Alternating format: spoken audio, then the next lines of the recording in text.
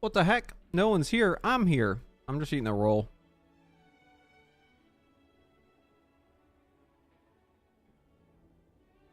Oh, my green screen's a little off. Hold on.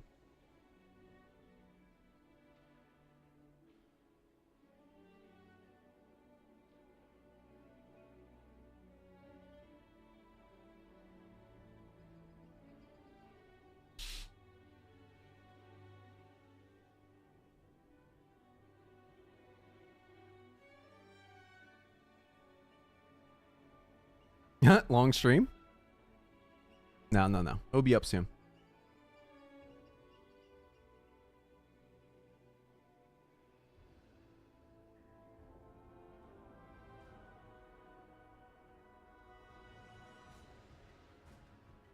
Brioche is like the best bread, dude. Hey, here's a fun fact for you. Okay, so everyone knows that line that's like, let them eat cake, right?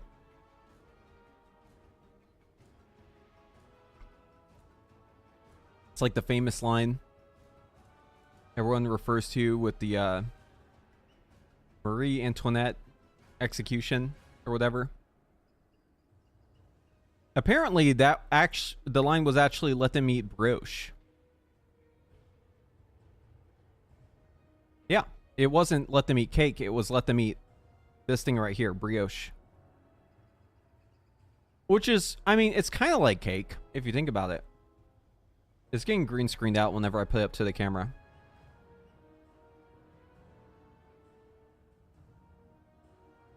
But yeah.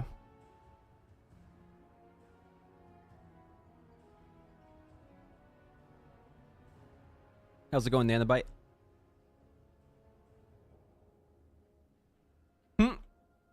Echo raid videos. Yeah, I'm not doing that.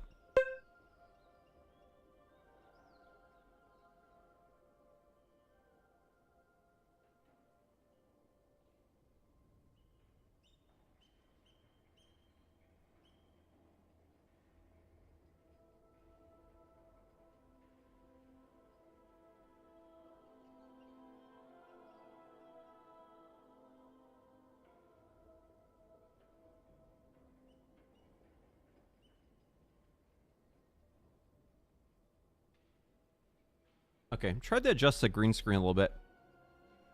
I think that's a little better. Yeah, you're invisible.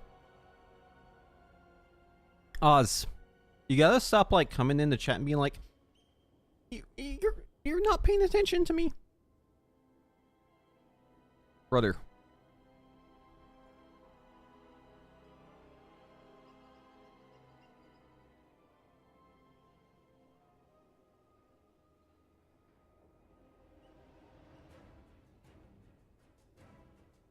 Mage frost buffs?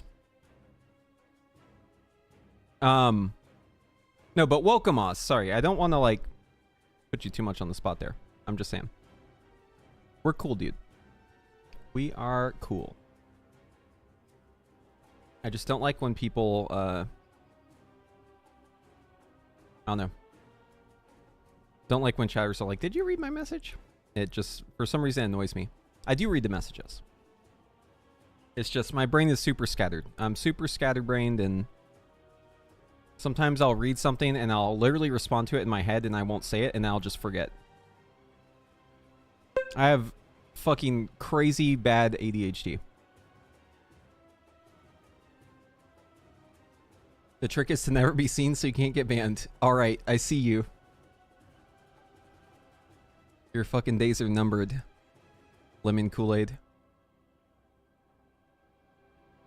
How's it going, everyone? Solarion, welcome, welcome. Yeah, we saw it. It's in the maintenance. We're gonna cover some of the news here. Let's get into it.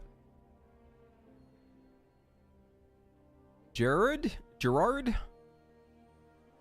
Yo, okay, so big news. Actually, this isn't big news, but I'm pretty sure everyone already knew this. But we're still going to cover it. So, yeah, drag tier, restrictions, removal coming soon.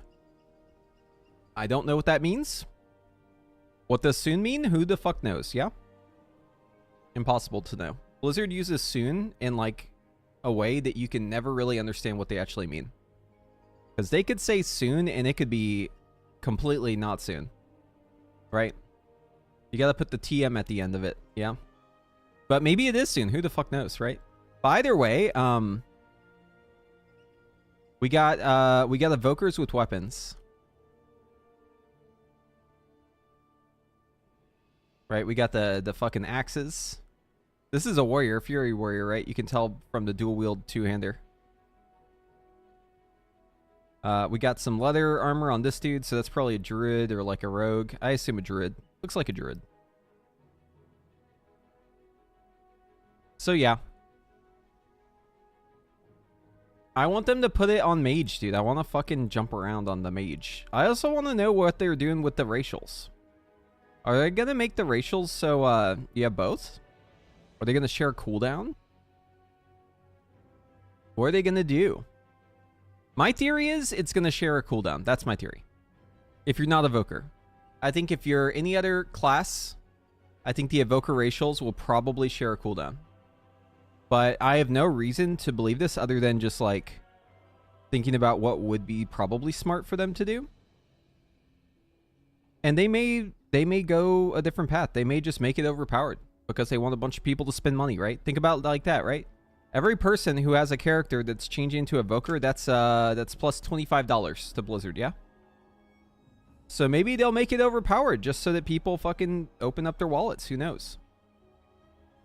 Impossible to say.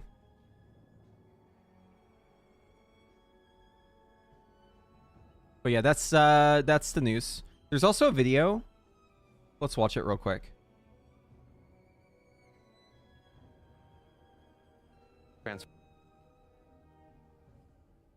Okay, let me know if it's too soft.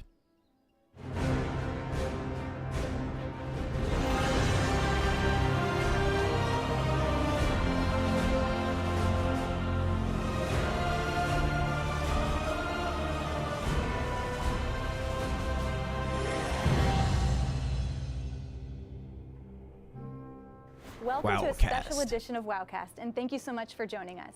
Launch is right around the corner, and today we are joined by a few incredible guests to share how dungeons, raids, and PvP has evolved, as well as new features like delves and warbands. Please introduce yourselves. Hello, I'm Laura Sardinia. I'm lead UX designer in the WoW team. Hey, I'm Morgan Day, one of the associate game directors on World of Warcraft. Morgan Day. I'm John Mark Campbell. I'm a lead gameplay engineer on World of Warcraft. How has the team been approaching what's waiting for players at max level for the war? Can y'all hear it? As we've been talking about, the content that players will be experiencing once they reach the end game, there's really been three main pillars we've been focusing on. The first is variety. We want to make sure that there's all kinds of activities for you to do, whether it be in the outdoor world or with some of our new features like delves that are really going to add some new variety for those players. Have y'all done delves, by the way? Have you actually done delves? I'm a bit concerned about delves. So right now it looks like delves are by far the best way to gear up in Heroic Week. Like, it's not even fucking close. Delves are like astronomically better than any other form of content when it comes to time investment versus gains. Okay?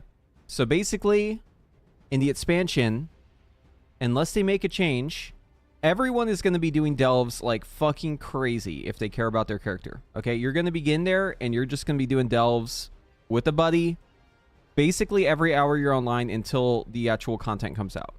Okay? That's basically how it's going to go. And I did a couple delves last night, actually. Yeah, I did a couple delves. I hadn't done a delve until since like alpha. Alpha was the last time I did a delve. And I did them at higher and higher levels, and I really am concerned about the delves. I actually didn't really have an opinion until I did a whole bunch of them and I started like leveling them up or whatever. But like I'm not sure about this content, guys. I feel like this content's kind of whack. I did them solo. Yeah, I think with the Saving with the those duo it keys would for be way heroic better, right? Like weekend if I had two guessing. people in there, it would be much better. But like doing them solo was like actually pain. Like I was suffering. Yo, Whitex Scale, thank you for the Twitch Prime. Welcome back. We're saving those keys for Heroic Week, I'm guessing. Yeah, I'm sure they'll be... I mean, just always save anything, right? Save everything until you know you need to spend it. But, like, I'm sure that there'll be, like, better information once we get closer. But, yeah, it was like Torghast pain. Yeah, I actually was, like, in full-on, like, mold mode. I was molding.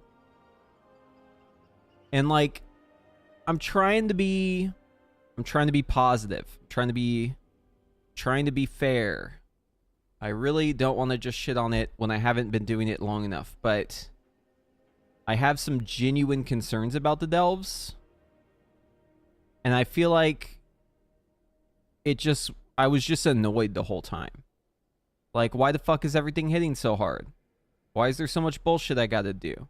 Why am I not just, like, AoEing a bunch of mobs or, like, you know, because with Islands, it was like this too, right? It was like the low-tier content where you just do it over and over and over and over again. And it wasn't hard and it wasn't boring because I was having fun with my friends. But obviously, if you didn't have fun with your friends, it was very boring. A lot of people didn't like Islands. But I liked Islands because...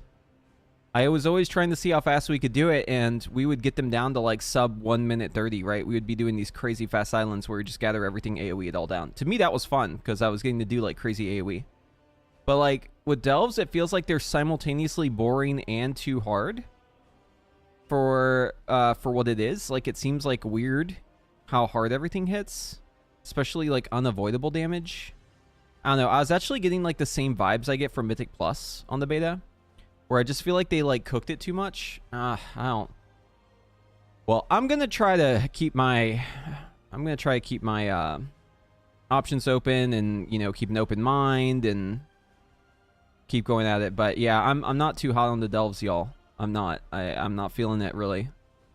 I'll be honest. I was kind of glad that I hadn't tried it until then. Additionally, we really want to focus on progression and giving players new challenges to try to overcome in the end game. And finally, the story and making sure that that narrative is front and center. Now, whether that's tied into some of these features and some of the content that we built there, or maybe it's focused on the end game campaign that is going to be built out. I don't think it's so much that you need to have a healer. I think it's more so that you need to have a tank friend. Sounds like your problem. Okay. Sure. I mean, listen, you can have a different opinion on it. I'm just sharing my opinion. As players progress as well. Something that I think is going to be really transformative and I'm excited about for the War Within is one of our major features, warbands. If you aren't familiar, this is a feature that really ties all your characters together. And really, this is our opportunity to make sure that we're really respecting the time of the player behind the keyboard. And not I like the warband constantly stuff. asking you to, Warband stuff, very good. Maybe re-earn something on one character that you've already earned on another one. That's all changing with the War Within, which is really exciting. John Mark, can you tell us more about the significant undertakings that warbands is about? Yeah, it's no easy task to reimagine in a modern context what we've done over the past 20 Yo, Telomere, how's it going? Yeah, Dragon, direct your warrior. years. I think, Morgan, at BlizzCon, you called this several features in a trench coat. Yeah. And it's very true. In a nutshell, it's really a philosophical shift in how we approach the game. Instead of being from a character focus, we're taking a step back and approaching it more from what the players accomplished over the entire time that they've played the game. Historically, we've added on pieces to individual systems from the engineering side to support features going into expansions. But if we could wave a magic wand and go back 20 years ago, knowing where we're headed today, likely we would have organized those things very differently from an engineering perspective. Yeah, and I really feel like this is easily one of the largest undertakings Work that from our home today? engineering Nice. team has had to, develop for an expansion. We always used to look at, updates to future patches where like, let's make this a little bit easier for your ult to catch up or earn some progression there. Yeah, we now love that ult is catch up. something that we're really architecting from the forefront and really beginning the conversation with that. I think when it's all said and done, every engineering sub-team is gonna have touched this feature. So what value do warbands bring? It's all about being able to transfer stuff between your characters. If you have items that you want to send from one character to the other, you just put it in the warband bank. If you have currency that you want to send from one character to the other, you can just grab. But not crests! Not flight stones! What the fuck, Blizzard? Grab it directly from all the characters that are on your account. Or if you're a Sorry, druid that and was- you're going through one of the old raids, that's been building you up get for a piece bit. of plate gear, your warrior can just equip it. Yeah, one of the things I love about it is the shared renown, right? Like there's so much reputation that I'm gaining across my characters that will all be combined and consolidated on one account-wide reputation there. And there's a lot of fun stuff that also enables when it comes to like trying to find, more variety in the way I approach the game. For instance, I was leveling, I think, my second character on the beta recently, and I made sure to go out and turn Warband questing on so that I saw all the quests that I've already completed. It's a little bit less opaque, so it's kind of transparent, and that way like, okay, I've done that quest on one of my other characters, so I can kind of cherry pick all the reputation from quests that I haven't completed yet. Something else when it comes to maybe clearing that new character, there's actually a new type of item called Warbound Until Equipped, or WOO. This is a new item that will drop in all kinds of endgame content, including things like Mythic Plus and raids, where these will be bonus drops, where they'll drop slightly lower item level where you might have earned that reward, and then you can put that in your bank or send it to one of your alts, and actually once you... Yeah, I should mention, Delves, I was doing Delves as Mage. And like Mage always fucking suffers in this sort of content beyond what like the normal amount of suffering is. You got no healing spec, you got no tank spec, you've got no way to heal yourself reactively. It's all proactive healing. And they nerfed your healing, right, from Ice Block. And like Mage is just fucking pure pain in this sort of content. It's so annoying, man. Equip it on one of your characters, then it will bind to that character. So the fact that it binds to the warband means we can be really generous with that gear as we're dropping for alts. I imagine as part of this overhaul that it's led to some unique challenges with the UI. Oh yeah, that's for sure. UI revamp continues, and Warbands was a great opportunity for us to revamp the character select. Last time we did a big entry screen update was during Shadowlands. So with Warbands, we did a whole big user experience revamp there. We kept the rights. Hey, you know what? Good news. Blizzard said that they're going to balance the game around Delves as well. So, mage buffs? Side list, but now you can drag and drop much easier your characters, and we have a favorite section there, which is really cool. I asked at the start if the video volume was fine, and people said it was fine, but I guess not. Here, let me bump it up. Because they're all cross-helm characters that you can have. Let me full so screen you now. don't need to be back and forth choosing characters. God They damn all it. gonna. Now it's not working. Hold on. They all Let's just gonna open up the video. be there for you, very, very easy. And also the tooltips are all new. Now you just mouse over and it's all there for you. So pretty great improvements overall. And also the new bank for your Warband characters. So a lot of good improvements that we wanted to make sure it feels natural to play as, and it just feels great. That's what a good UI should be, so yeah, that's what we're looking for. There's Okay, a lot of what's with functionality out of that. What's with the spellbook UI though? Can we have a talk about that? Can we have a quick chat about the new spellbook? Because like it looks nice, but like why the fuck is it covering my action bars? Why the fuck is it making it so that like I can't do the macros at the same time without like checking the minimize button? Like, and I get that there's a minimize button, but the minimize button doesn't fucking help because your action bars are still stuck behind it. That too, like you can craft straight out of your Warband bank, so you can just dump all that stuff in your Warband bank, and like I get that they want it to look cool, but like it's way too goddamn big. Why is it taking up my entire screen when I need to drag bars off of it or like little actions off of it onto my bars? It's so annoying. Your other characters who might be able to use that profession stuff will then be able to access it much more quickly. You don't have to mail it around, and it's really looking to streamline a lot of those experiences. For Mythic Plus runners or dungeons, any kind of activity that requires a group, we also revamped that left panel, the little ear pane that you push it out. You can now apply raid markers much easier. You can also assign different folks in your group to do so, which before wasn't that easy. And also you can change very easily as well the difficulty of the instance. One of the other things I yeah, add-ons will let you move it, but like the whole point of this was to make it so that you didn't need add-ons. That was the whole point of this. And now they just made it worse. love that we added is hubs, right? So on the main map, there's often... That UI, though, they just showed was actually sick. I'll be honest, that shit's sick. I'm just talking about the spellbook shit. You are progressing in the end game. There's all kinds of content that might be really consolidated in one area, and sometimes it's like, oh, there's so much stuff here, and it makes the map feel like it might have a little bit of clutter on it. So we now have a way to kind of consolidate some of that. The hubs, as Morgan was explaining, when you get in the War Within, you're gonna see this castle city icon that we're gonna have in each zone. And Dornagal is the biggest one. When you click on it, you can see the city map. And one of the technologies that we wanna add, the hub gonna prioritize for you what is the most important content for you to do. Of course, you can choose to do something else, but we wanna clean up the surroundings of hubs and main cities. So that's the kind of tech that we're looking into UI as well, and we want to evolve and get players. Yeah, all I need to do for the spellbook to make it good again is just give you a little slider in the bottom right-hand corner so you can scale it bigger or smaller. That's all they need to do. They could also do that in the edit menu, right? They don't need to have it be on the spellbook itself. It could be in the edit menu where you check a box and you do the spellbook, and then you could drag it, and you could also move it onto your screen wherever you need it.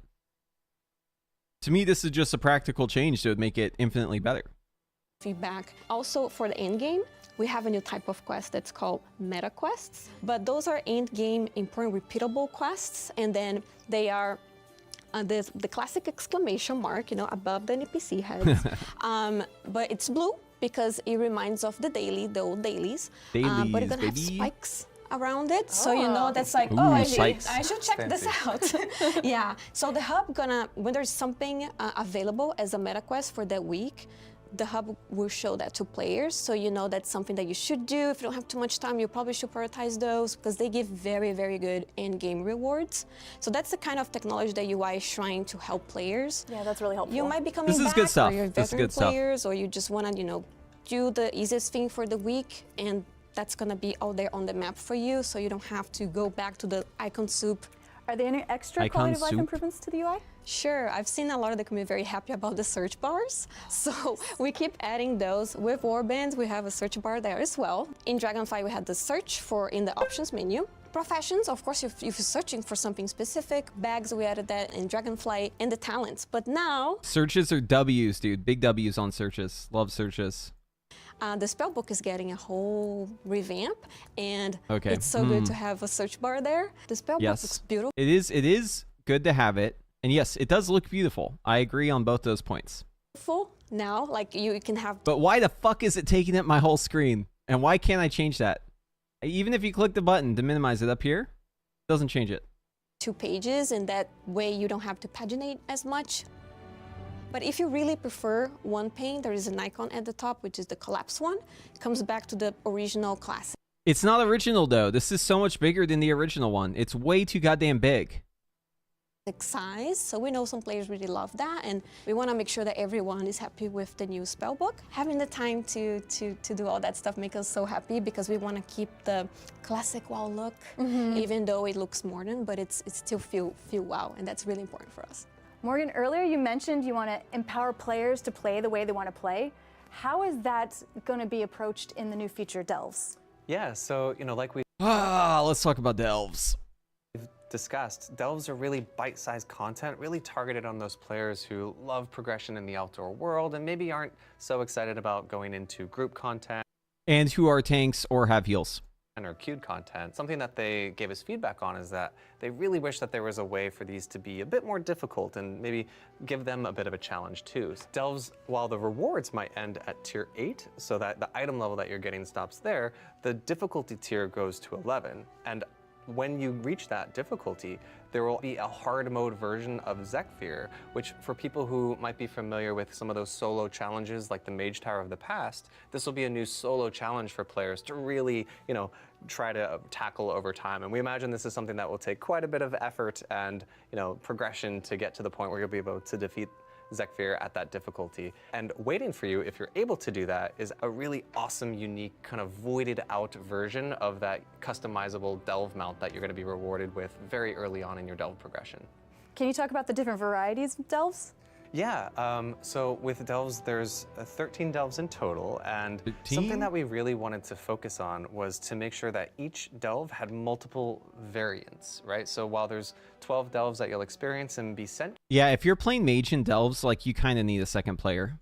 to, you know, a couple in each zone, every time you zone in, we wanted to make sure that You know, it wasn't just some small tweaks here and there, like, oh, the spawning changed a little bit, or maybe there's some traps that look a little bit different. The actual objectives are changing. Sometimes the way you traverse... Like, you can still do it. It's just, it's going to be, like, super inefficient if you're not, like, running what someone else says a mage, which is kind of annoying. Through the delve completely changes. Maybe you're going to start at the end of the delve this time and work your way backwards. So we wanted to make sure that these different variants were really distinct with each new delve.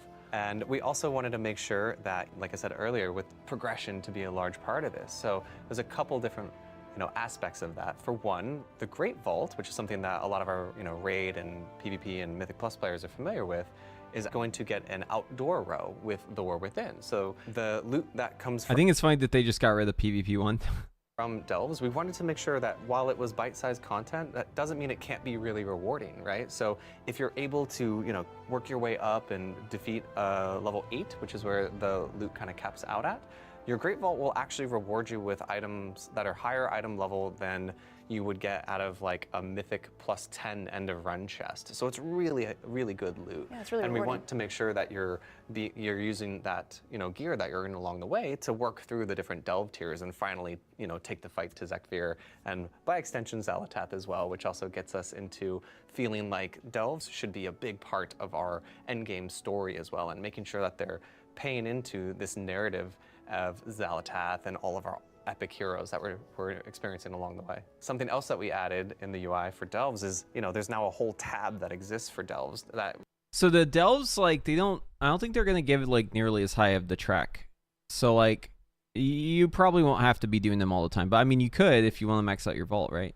Will exist down with the adventure journal where you can see Mythic Plus and see your seasonal journey there. Now when you go to the delves tab, you no, I don't think the delve loot's better than Mythic Plus loot, but it's definitely something you'll want to max out like early on. You can find the Great Vault from there. You can also see Bran, who's your companion. You can change his spec and see kind of... Delves are max hero track.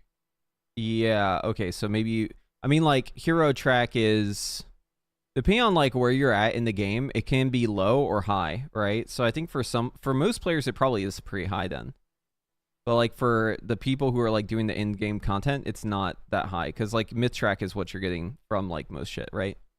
Kind of the progression there. So lots of... He just said max delve loot is equivalent to a Mythic plus 10 chest. Oh shit. Well, I mean, wait, so plus 10 doesn't give you myth track anymore? Is it only raids? I feel like the Mythic plus people would be like up in arms about that. Oh, end of dungeon. Yeah. No. I'm talking about Mythic plus like doing 8/10s to fill out your box. That's still myth track, right? But delves are hero track. So depending on like where you're at in your progression in the game, like what you're playing, hero track can either be low or high for you, right? Like for me, it'll be high in the first couple weeks, but that's it. Like after that, it's not high anymore. The fun UI additions and improvements that... So like I'm not gonna be doing delves every week. Fun. The team has also made significant changes to the Mythic Plus dungeons. Can you elaborate more on that? Yeah, so actually, not only is Mythic Plus getting some changes, but also the core progression of dungeons is shifted quite a bit. So if you've been playing... Okay, this is another thing that I feel like they've really come out of the... how do I say this? The goals of players who enjoy Mythic Plus and the goals of the people who make the dungeons, there's become like this growing misalignment where I think it would be safe to describe it as them being out of touch at this point with Mythic Plus. And I really don't like the direction. And I know a lot of other people who do Mythic Plus also feel this way. They just don't really like the direction that they've taken with this shit. But I mean, obviously Mythic Plus is such a staple of the game. It's like you can't really just ignore it. Wait, is it pinging? Dude, every time my Windows updates, it does this. Sorry, hold on. I gotta change it. So every time my Windows doesn't update, the ping comes back. And then I have to turn the ping off. And I don't know why Windows updates do this. Okay, the ping should be gone now. Dragonflight Season 4, you might have seen no more pings. Mythic 0 has actually gotten quite the facelift. Something that we have noticed in the past is... Yeah, dungeon progression update, Dragonflight Season 3, Mythic 0 timed versus Dragonflight Season 4 in the War Within. Now it starts here. I actually like this change. This is a good change. Mythic 0 was great for like... What does it mean to ping? It means someone ping me. Yeah. in Twitch chat. Yeah, if you ping me, it makes a sound so I know to read chat. Because I'm not always reading every message, but if I hear the ping, then I'll read the message. 2 weeks of an expansion, busy. and then nobody really needed to do it anymore because they had just progressed into Mythic Plus. So with the War Within, a Mythic 0 will be the equivalent of what, you know, if you haven't played since Shadowlands, Mythic 10 might have been. So it's quite difficult and will be equally as rewarding. But, you know, we wanted to capture that audience of people who loved that feeling of the mega dungeons where, you know, there's still progression, but also there's no timer, right? So if that was something that maybe put you off from Mythic Plus, this is something that you can still do with your friends, and hey, you can run AFK if you need to in the middle of these. But for Mythic Plus itself, we really took a huge step back and wanted to do a major affix. They really took a huge step back. Just cut it right there. Refresh. We have gone through multiple iterations of that on the beta. You know, we got a lot of feedback from our first iteration of it and have really pivoted significantly since then. It was kind of neat because we had some players that said, we really like the direction of these affixes. These I don't know about. And then... Who the fuck said that? Unless they're talking about the fact that Push Week is gone, like who the fuck is like, yeah, I love Mythic Plus affixes. They're great. I think you did a great job with these. Other players that felt the exact Who opposite. says that? I'm not sure about these, but I really like this direction. Are they playing the dungeons? Like, are they doing dungeons on beta? Or are they just like, are they just like not on the beta and they're just like, yeah, this is great. I read the text and it made me feel good. Direction. And really what it helped us crystallize was we had multiple groups of players that wanted different challenges out of the same Mythic Plus system. Historically, affixes have been a one-size-fits-all approach. Yeah, I agree, actually. That's a really good point, Mira. So, like, Mythic Plus was rewarding way too much in Dragonflight. Absolutely, 100%. And Mythic Plus should not be as good as it is, right? Like, the gear that you get from it, I know, dude, this is going to get Mythic Plus people so mad if someone clips this, but, like, I'm sorry, but, like, Mythic Plus gear should not be raid gear. Like, it shouldn't even be close. I'm sorry. That Mickey Mouse content... Like, I get, you know, title push is a different story, and, like, getting title is prestigious, but, like, just doing Mythic Plus for loot is just, like, the lamest shit in my mind. Like, that raid should be where the good loot is, period. It's the hardest content, right? And gear doesn't scale up to, like, the key level, the Mythic Plus, like, 0.1%. It doesn't, that you don't get gear scaling up to that, right? So, at, like, a 10, you're comparing the fucking 10 loot to, like, a Mythic raid? 10 is a fucking breeze compared to a Mythic raid. The gear was way too generous at Dragonflight. But it was kind of a cool moment. Morgan came to the gameplay engineering team and was like, hey, we got this feedback. We have this idea for making affixes target different level ranges rather than applying to the entirety of Mythic Plus. And the design solution ended up being pretty elegant for engineering to implement. It was like this beautiful confluence of events where we were able to turn this around within, I don't know, 2 weeks or something like that. Yeah. You think doing a 10 is the same as doing Mythic Rezagoth? Be honest with me. Do you really think that? Can you say it with a straight face? Straight face? Yes. I've cleared all the Mythic bosses, and the Mythic bosses are just as hard as a 10. And get the full revamped system back on the beta for players to test. Yeah, it was really awesome to see kind of that all come together so quickly. So, you know, what players I've seen now and what will be going live with The War Within Season 1 is... Maybe if you do a +10 in like the green PvP loot you can buy off the auction house, maybe then it's like as hard. A version where Xalatath actually plays a major role in the affixes, you know, from the beginning up until level 12. And it's very much one of the goals we had. Right, but the argument that people are making is that Mythic Plus gear should be... Wait, did you get a ding still? What the fuck? I have it turned off. Why are you still hearing the ding? Dude, every goddamn... Dude, fucking Bill Gates, man. I know Bill Gates isn't Microsoft anymore, but, like, I blame him. It's his fault.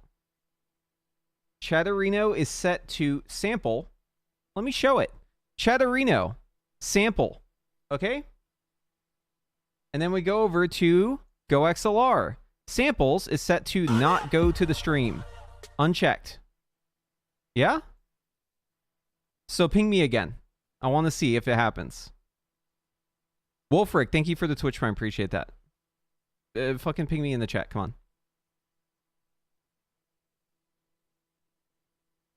Are you guys hearing that?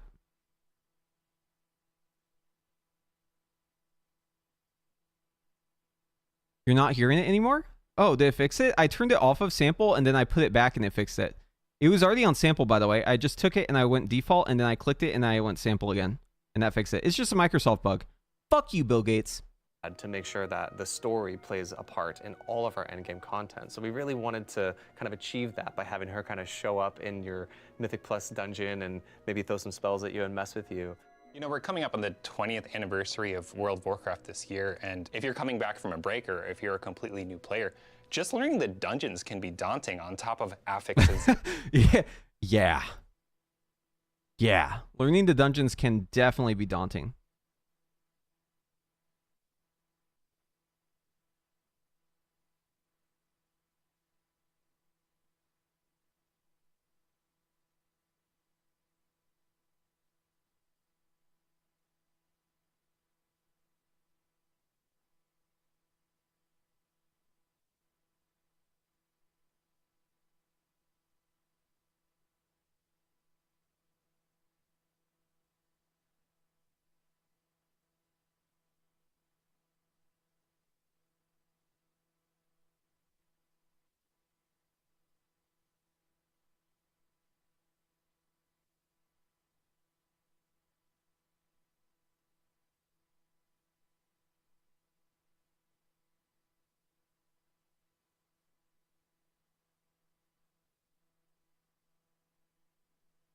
One second.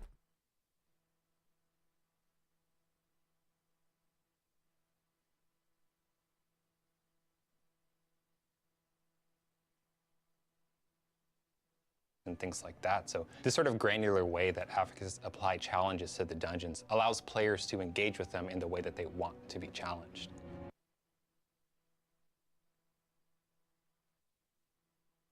People keep linking this in the Mage Discord and it's pissing me off. So I wrote up because this is like my notes from Arcane that I had from before the APL was done, and then I've been changing it as the APL gets updated. And like people just keep linking this in the Alter Time Discord, and I'm like, why the like? I literally posted this in response to one YouTube comment. It was saying this video is too complicated. I want a written version. I said, here you go, but also just keep in mind that these are just notes that I have. So like, do what people say in the Alter Time Discord or what the sim does before this. This is just my notes. And people keep linking it and being like, oh, Preheat says to do this. And the sim is wrong because it's not doing this. And it's like, holy fuck, dude, I'm going to delete this file if you keep doing that. Something that we added in Dragonflight, which is the follower dungeons, are great for that because you can have NPC companions, which are not real players, playing with you through the dungeon. And let's say you just changed to a new spec, you want to be a healer now. And I really want to try that first before really going to a dungeon with new players. We know that players in dungeons often are afraid of trying out new specs. And with hero talents, there's different flavors of new combat for people to try out. And follower dungeons provide a way for you to just go 10-man in Mythic was the thing. Feel it out and not be too concerned. Back in Cataclysm, how it worked was 10-man and 25-man were like separate, but they basically gave like the same loot. And there was separate tuning for 10-man Mythic versus like 25-man Mythic. Yeah, that's how it used to work.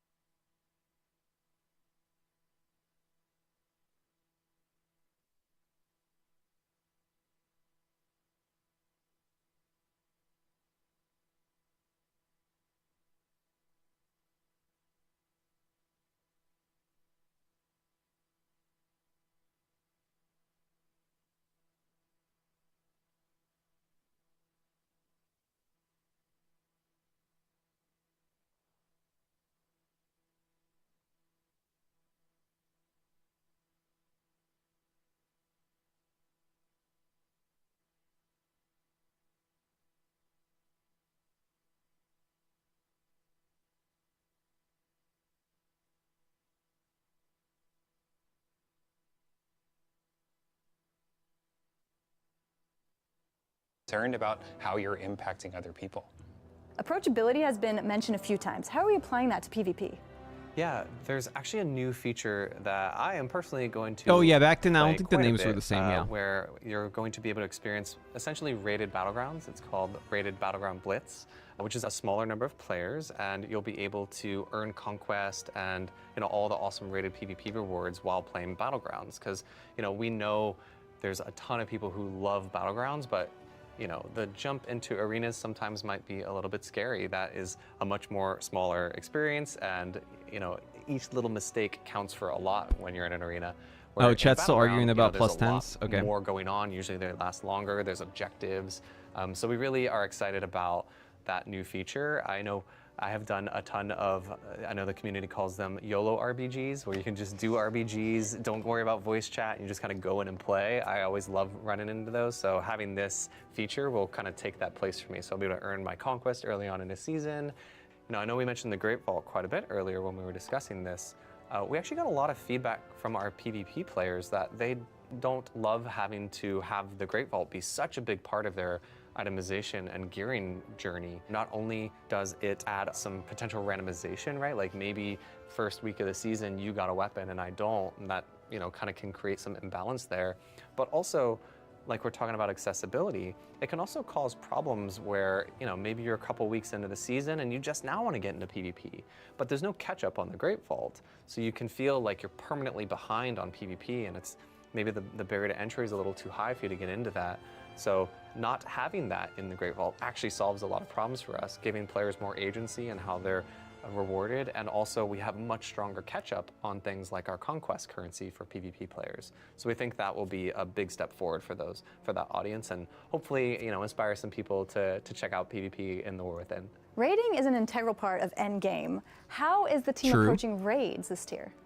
Yeah, so Nerebar Palace is going to be an epic experience. Nerubians galore in there. And hell yeah. One of the cool new features that we're introducing I love strong with catch-up. War Within is to play through the raid, or at least experience the ending with Queen Ansarak solo. So we wanted to make sure that for people who were really engaged in that story at the end game, but maybe didn't want to go into queued content or don't have a whole group to go into the raid with, they'll still be able to see that epic finale. Something else that I think is really fun, there's a lot of variety in player skill across all of our player types in the game, and we have a lot of difficulties for them, but even within a single raid, there can be a lot of, progression that you're experiencing. And with Dragonflight,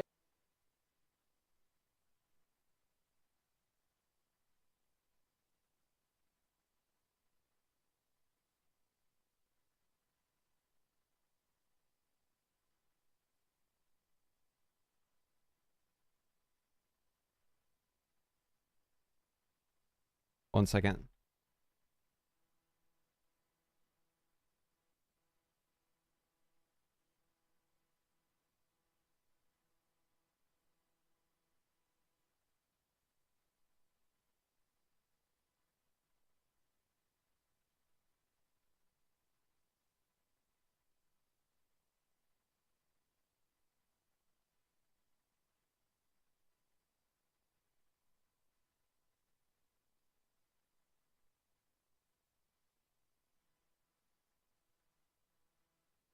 we added a new item upgrade system where you could upgrade some of your gear, but some players also found that they might not be able to quite get over that hurdle on one of the, maybe the end boss or something that comes as the penultimate boss. So we're adding a new quest that will unlock about a month into the War Within, that every week you'll get a little bit more powerful. It's kind of reminiscent of like Hellscream's war song back in Icecrown Citadel, but you'll have to kind of earn your way through that progression. So not only is there awesome gear to be earned as you progress through the raid, but we wanted to make sure that for people who might take a little bit longer, there's some more progression along with just the gear. That buff's applied throughout your warband, right? It's not just on the character. Yeah, that's another really fun thing. Again, like that was something that maybe would have just been applied to a single character, but in War Within, that buff is across my whole warbands. That's cool. While we are talking about raids, I would love to bring it up, the self-highlight option, which I'm a huge fan. You can highlight yourself and persist that. But now you can even have an icon on your head that nobody can take from you. So that is awesome. You know, for players, I'm included, that I cannot find myself in the whole chaos of a raid boss or even Mythic Plus. There's also another option that's called Show Silhouette when Obscured. If you have that on, there is a silhouette of your character between that pillar. Let's say it's a pillar, so you see your character there. I always call those like the flag boss or the tree boss, where it's like, oh, the flag is in my camera. That's really cool, Laura, and I love that. And you know, not only those cool options, but there's so much more to explore in the War Within, and I'm really excited for our players to come on this journey with us. Both players who have been with us all through Dragonflight, as well as players who might be returning. Thank you so much for joining us. We hope you enjoyed this look into endgame content, and we look forward to seeing you in Kazalgar.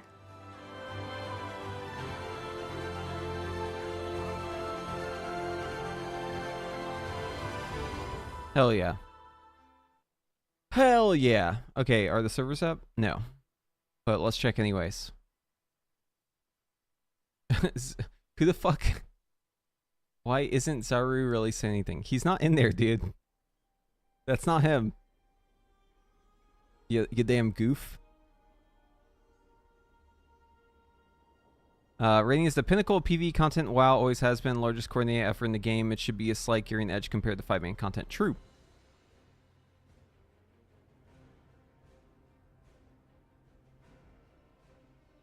Server's gonna come up. Big nerf to Sanctuary Arcane Spellslinger's Abyss. Really? Who's your source? How do you know? Dude, here's the thing, right? Here's the thing. You gotta understand this, all right? I'm talking to everyone in chat right now. Everyone. If you're in the chat, listen up, okay? You're never gonna convince someone who doesn't like that form of content that that form of content is superior to the content that they like, okay? It's not gonna happen. No matter how right you are, you're not gonna convince them. So pointlessly arguing, although it's fun to see the chat move, you're wasting your time. I'm just telling you, you're wasting your time. But like, it's also fun to see the chat move, so I almost don't want to say anything, but like, I'm just telling you, like, just trying to give you like some help here. I don't think you're changing anyone's opinion. Feel free to still share your opinion. I just want you to like understand that.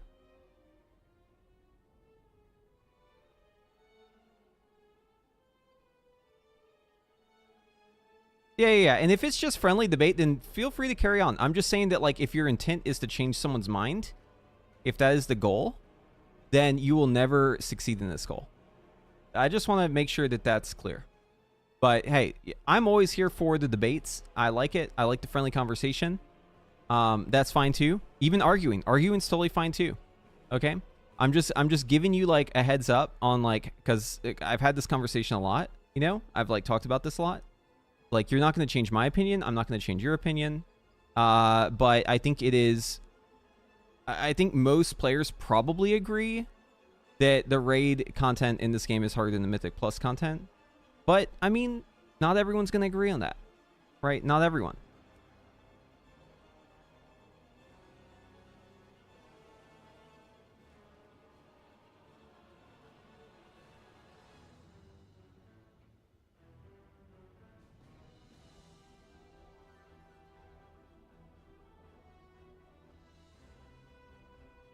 It's not just having to deal with more people. The coordination is definitely a part of the difficulty, but it's not just about having like a higher group of people and more points of failure. It's about more than that. But it's, you know, it's not got the artificial difficulty of infinite scaling. So you could always argue, well, doing a 40 key is technically harder than Mythic Plus. It's like, yeah, it's because you can't do that. Because the thing about Mythic Plus is that they don't really think about the tuning so much in terms of like the infinite scaling. Like, eventually the tuning will become impossible, and that's by design, right? Like, it's meant to be that way. It's meant to scale to the point where you can't do it anymore, and then you always end up doing it right below that, right? So you could make this argument, this semantical argument of, oh, it's more difficult because it does scale infinitely, but like, that's not how it actually works. Like, it's not...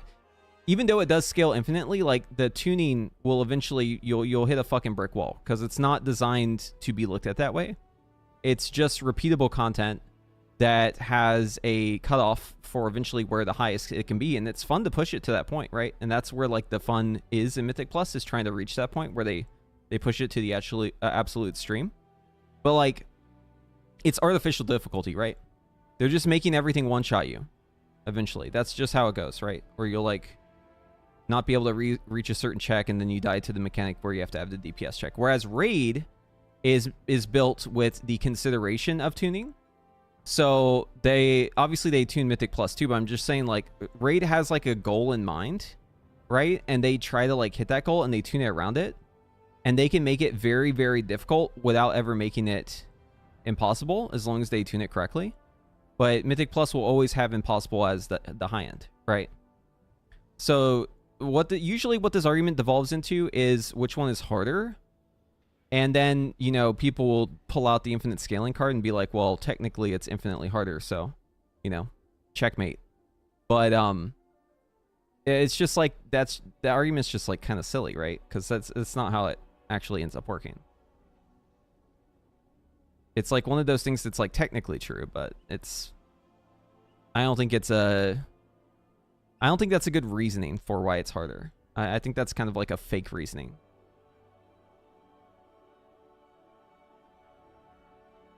But there is, I mean, there can be more to know. Like if you're doing like certain keys, there's definitely like a lot that you need to know about it. So like there is like a lot that goes on in it. There's a lot of cooking. I'm not trying to like undercut how much work goes into it. And the challenge of like knowing all the polls and like doing the stuff right and having like the, you know, the random shit that happens that you have to adapt to. But like these are things that happen in Raid too. It's just in Raid, everyone gets like a video and then they just follow the video. So like a lot of shit's like kind of out of the question. In Dungeons that happens too, but it's hard to like stick to the script, I think. But yeah, I mean there's a reason why Raid loot is better than Mythic Plus loot. And it's because Blizzard agrees with my outlook. They agree with me. Or else why would the loot be better in Raid? So there it is.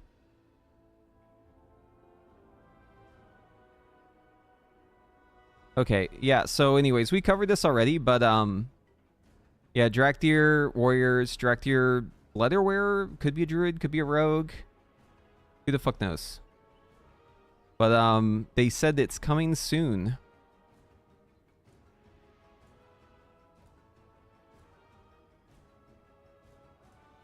Whatever soon means.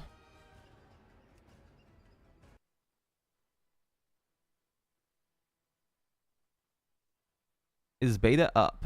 Let's see. Let's first check for some updates.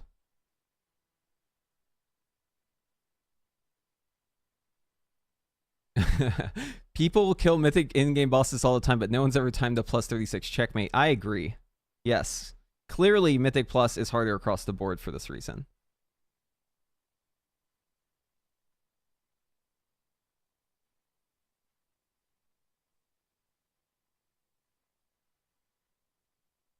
Apples to oranges. The different types of content are intended to perform at different levels. Yeah. But like the original argument was like the loot, right? And that's what it always comes back to, is like the reward. So like the reward from Mythic Plus stops at where they kind of intend the scaling to be normal, right? So like the intended scaling for Mythic Plus is where the rewards stop in terms of gear. There you can keep pushing further if you want, like the prestige, right?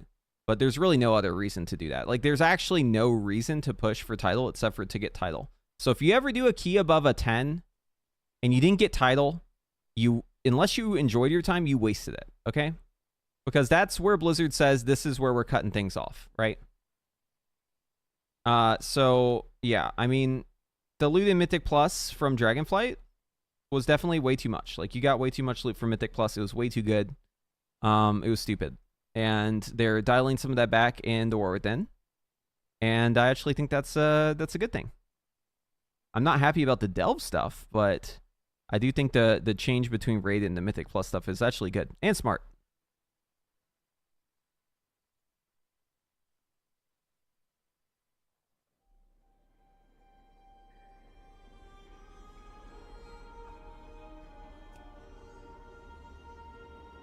No realms are available. Yeah. Dude, I actually love pumping the Mythic Plus. I just wish they would let me do it.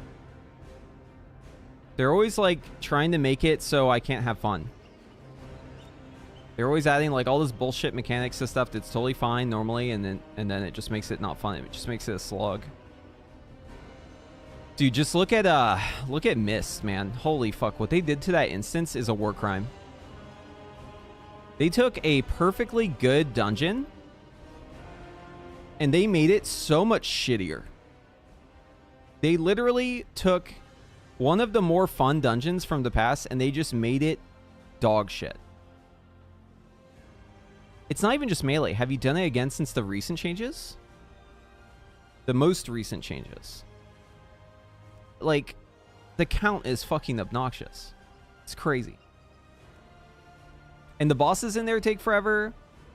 And like, I swear to God, I did a miss after they did that that change, and I just was like, yeah, this key's banned now. I'm starting to like realize that every key is banned, actually. The more I play beta, the more I realize that every key is a banned key. I'm also doing them at 12, but like we're scaled to like 626, so it's not like we're under geared or anything. Like we have maxed out hero tier gear, right? Yeah, nice chill mist, dude. I did say that. Yeah, before I went into the mist, I described it as a nice chill 12 mists. Little did I know at the time what I was getting myself into. That was not a nice chill mist. That mist is now my enemy. I fucking hate mist, dude.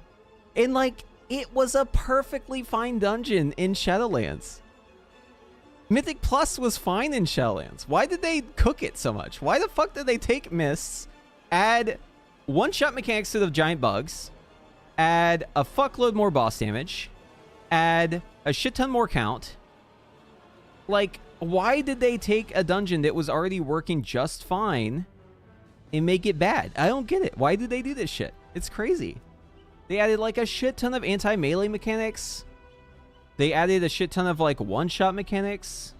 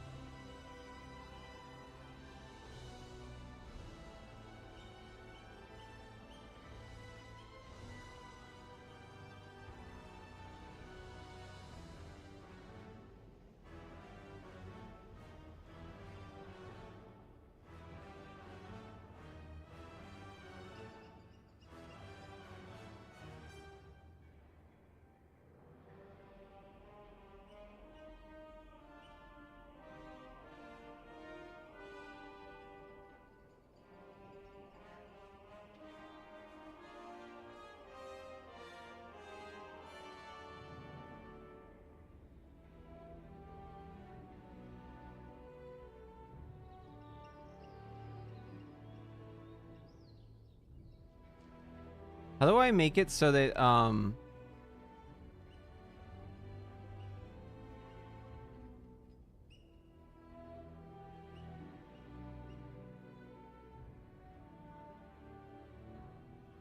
wait, why is this branched? How do I make it so this updates for everyone who reads it?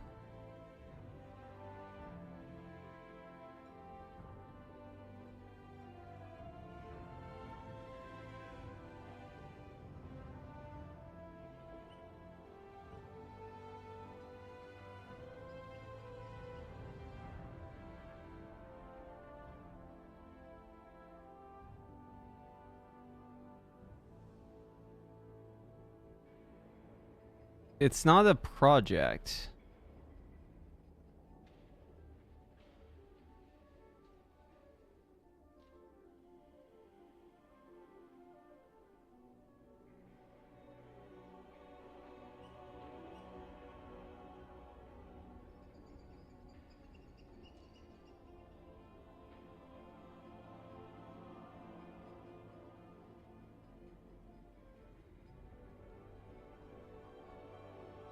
Everyone can see. Yeah, so why the fuck are people saying that they can't see this correctly? What the fuck?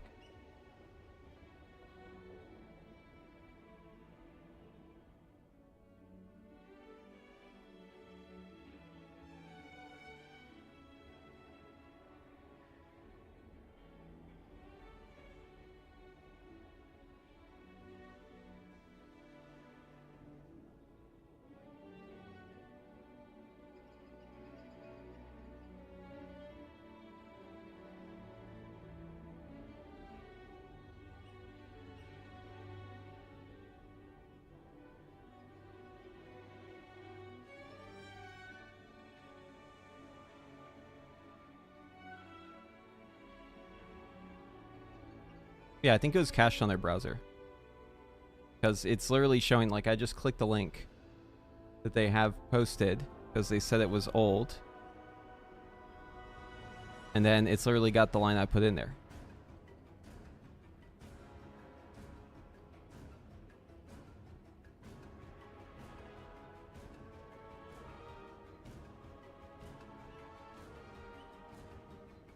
Yeah, it shows lays free too. Yeah, see?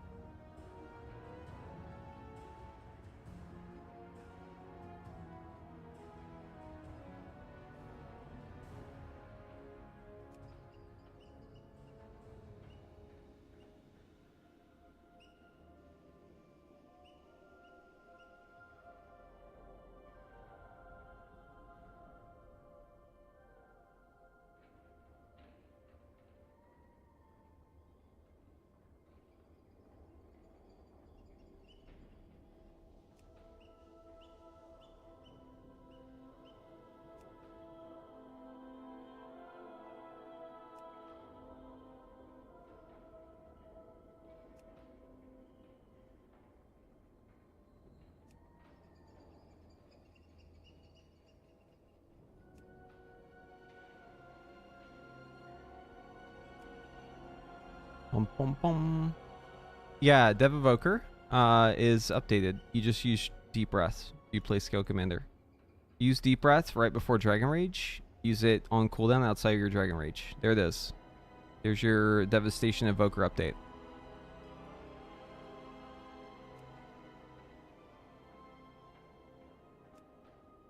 The funny thing about Dev is that basically nothing is changing. You get one more talent, that's it. I'm actually clicking as hard as I can right now.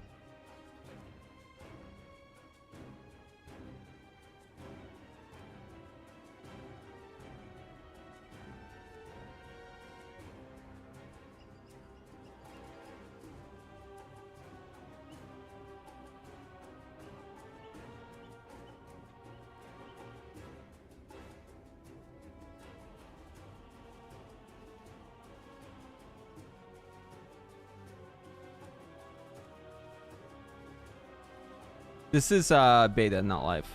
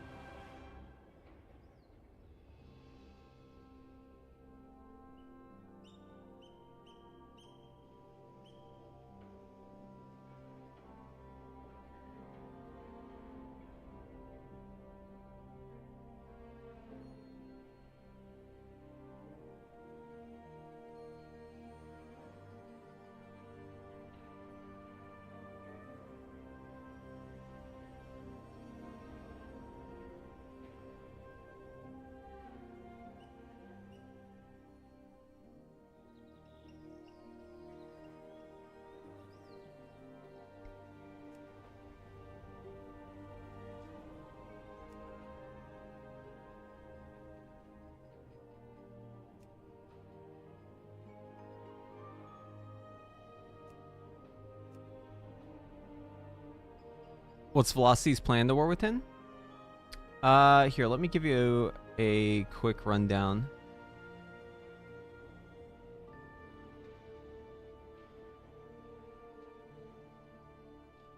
Yeah, I think we're getting the beta build maybe, but we'll see. Obviously, we have to wait for like the servers to work. I hate that the beta and the live client are like always down at the same time. It's so annoying. But yeah, Chewy. So here's the answer. So there was a post earlier today. It said, basically what we're going to be doing is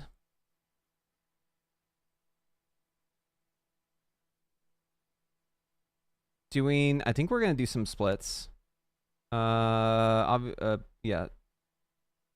Personal prep, team effort, yada, yada, yada.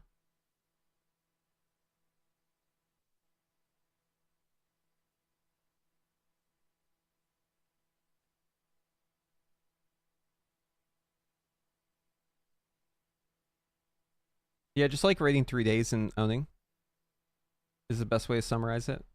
We're going to do some splits, though.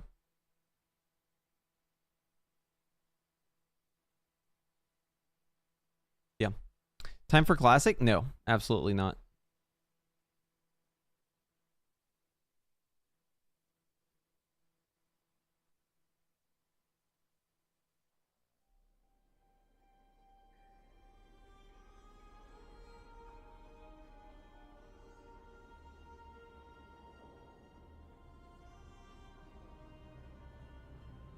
Hold on. Someone is saying in the Mage Discord, I feel like they're wrong. But someone is saying that if they have 5 Spellfire Spheres and an Intuition proc, and they queue a Blast in the Barrage at 5 Spellfire Sphere stacks, then they get burdened from that. And that just does not sound right. Arcane Barrage, if... Yeah, Glorious Incandescence, Burden of Power, Intuition, Burden Power buff, Intuition buff up. Yeah, it's right here.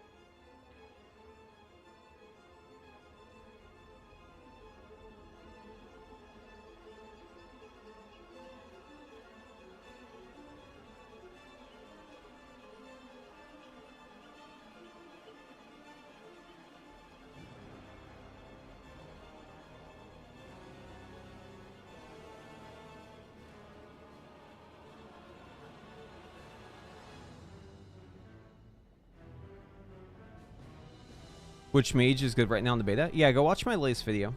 That'll answer your question.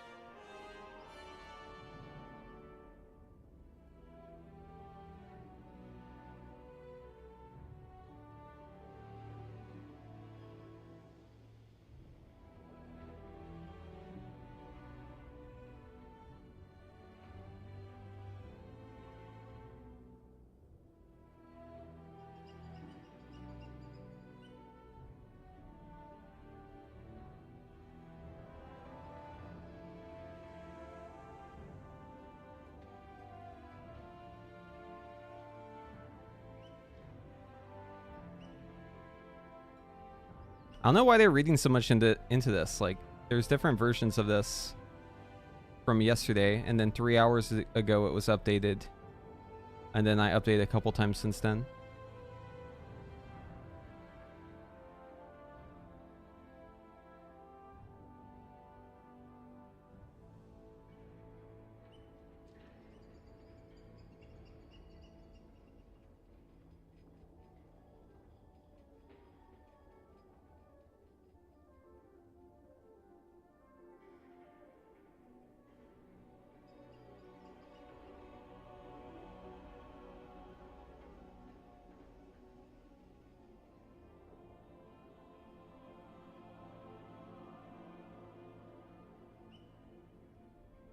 Fire is meta. Oh, interesting. Pre-patch meta doesn't matter. I don't give a fuck about pre-patch. But I will say this, Living Bomb is dead. Also, I think all the Wowhead guides are updated now. Let me just double check that.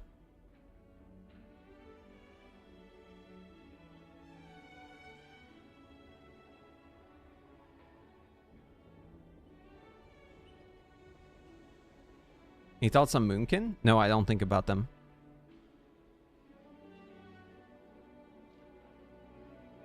I don't waste any of my fucking brain processing power on those things. Yeah, so we have a new talent build here. So you can see that we are skipping out on all of the Living Bomb talents.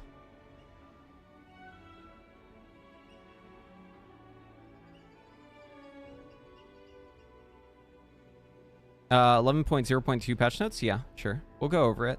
You know what? That's actually a good thing to go over. Let's do that.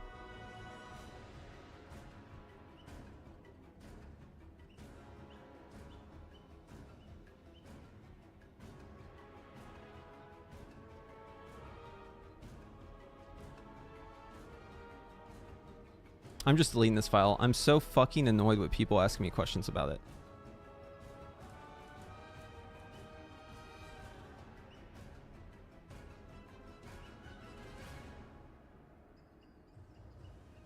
Deleted.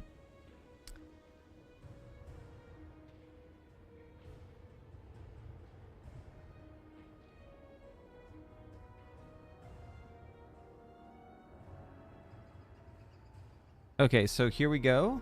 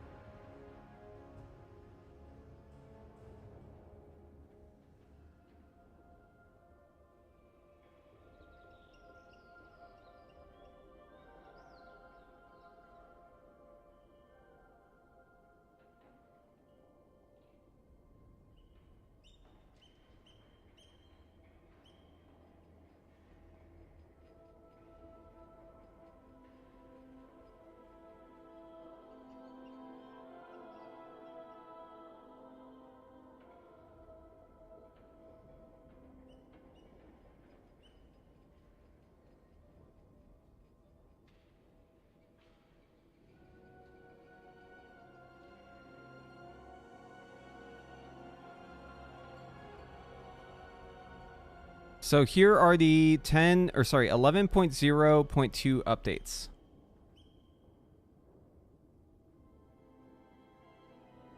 So going from the top, we've got Death Knight changes, Demon Hunter changes. Let's scroll past these.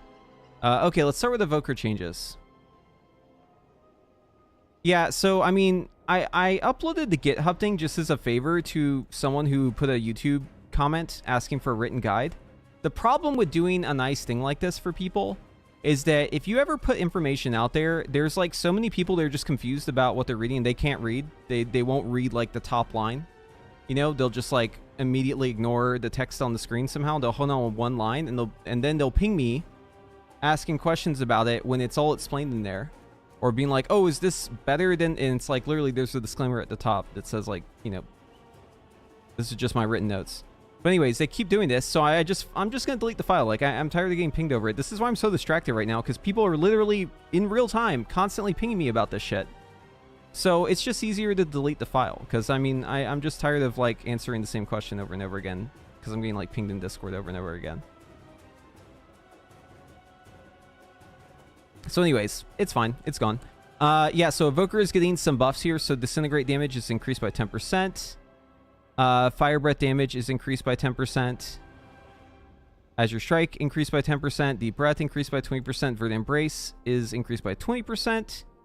Living Flame is increased by 30%. So there's some like small buffs across the board here. For Augmentation, they're changing the black aspecting. They're nerfing it. Aspects Favor is nerf. Evan might nerf. Closest clutch mates removed. Big Aug nerfs here. Doesn't matter. They're still insanely overpowered in the War Within. For Devastation specifically, they're greatly increasing the damage on Eternity Surge.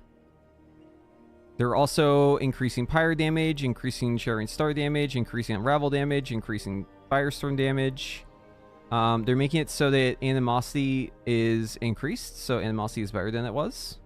They're also giving us a free talent point, because now Titanic Wrath is a 1-pointer instead of a 2. Infinite Destruction is no longer a capstone talent and has swapped positions with Feed the Flames. So yeah, these are all dev buffs, much needed dev buffs. Probably needs more buffs, but that's okay. It got something.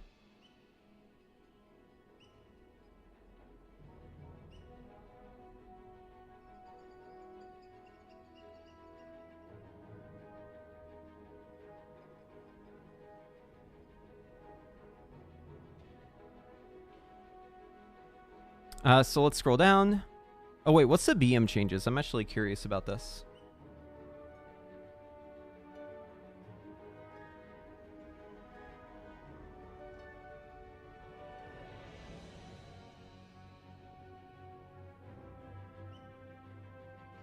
You don't see any new notes on Wowhead? I pulled this from a couple days ago.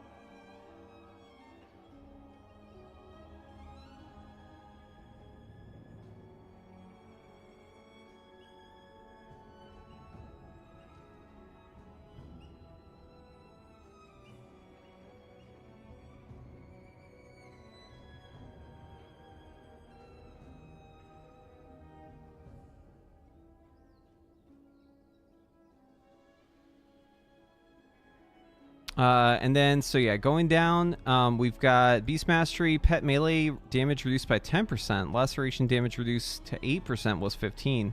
Kill Command reduced by 20. Damn, bro. Damn, my BM Hunter's getting fucking gutted. Holy.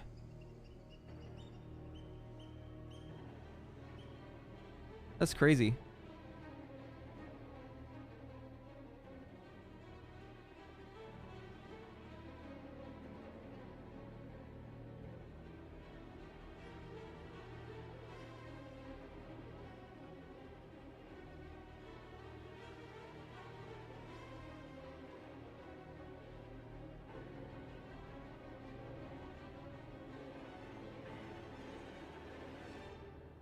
Smack damage reduced by 10%. Stomp damage reduced by 10%. Barb shot damage reduced by 25%.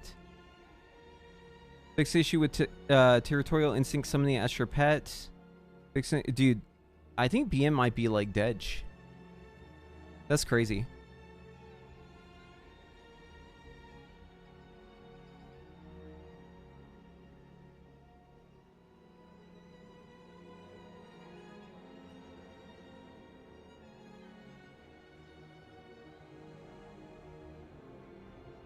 Yeah, I mean, BM was like doing way too much damage for sure. There's no doubt about it, but it's still getting killed.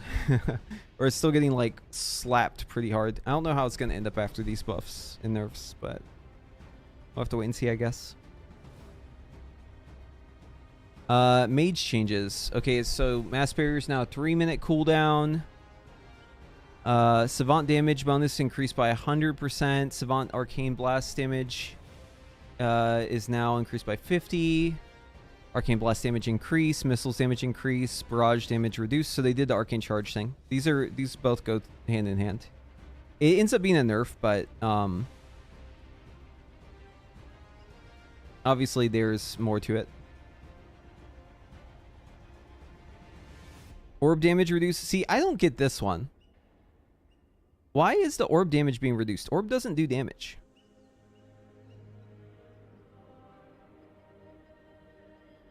Yo, Ivy, thank you for the sub. Welcome back 9 months. Appreciate you.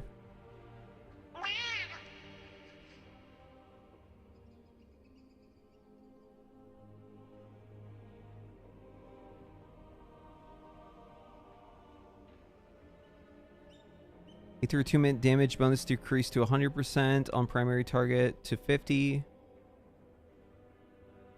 Concentration now procs 3 times per minute. Still dead talent. Magi Spark now has a grace period for missiles. Yada yada yada. Yeah, someone asked me to cover these notes. They are old. Yes.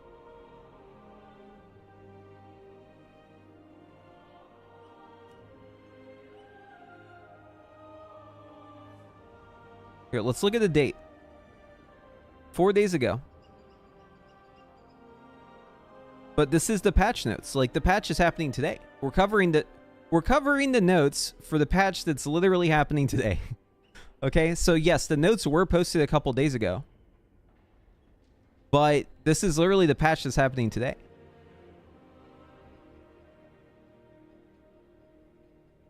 So I'm trying to cover like what's actually going to change, right? So I know BM is getting heavily nerfed. Devastation's getting a little buff. I think all the mage specs are getting buffed, if I'm not mistaken, right? Yeah, frost buffs, fire buffs, arcane buffs, they're all getting buffed. Mage buffs across the board.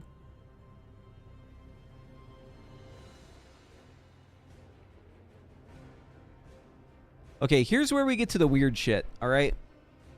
Pyroblast damage increased by 5%. Phoenix Flame damage increased by 10%. Fireball damage increased by 20%. Scorch damage increased by 25%. Improved Scorch has been buffed. Flame Strike damage has been buffed. Quick Flame Strike damage bonus has been buffed. Flame Patch has been buffed.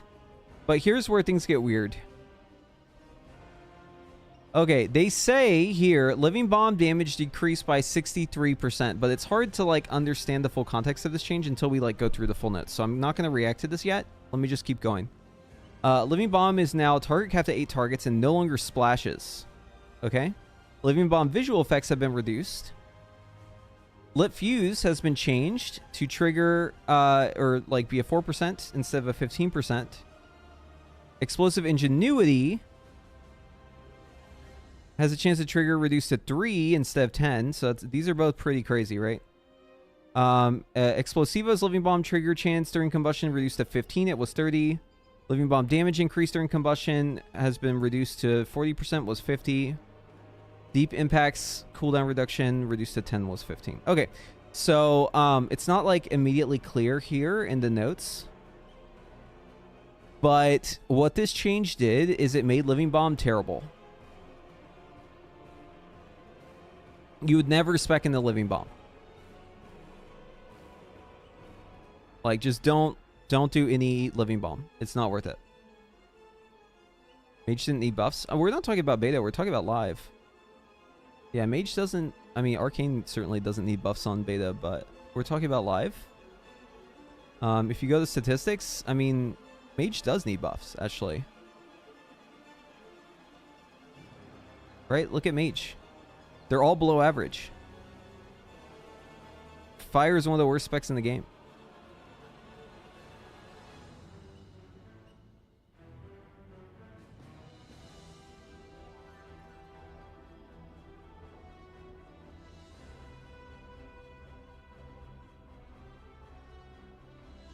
What does Fire Mage even spec now for Mythic Plus? Yeah, it's a great question. Here's what I think you'll spec. I think you'll probably go like this.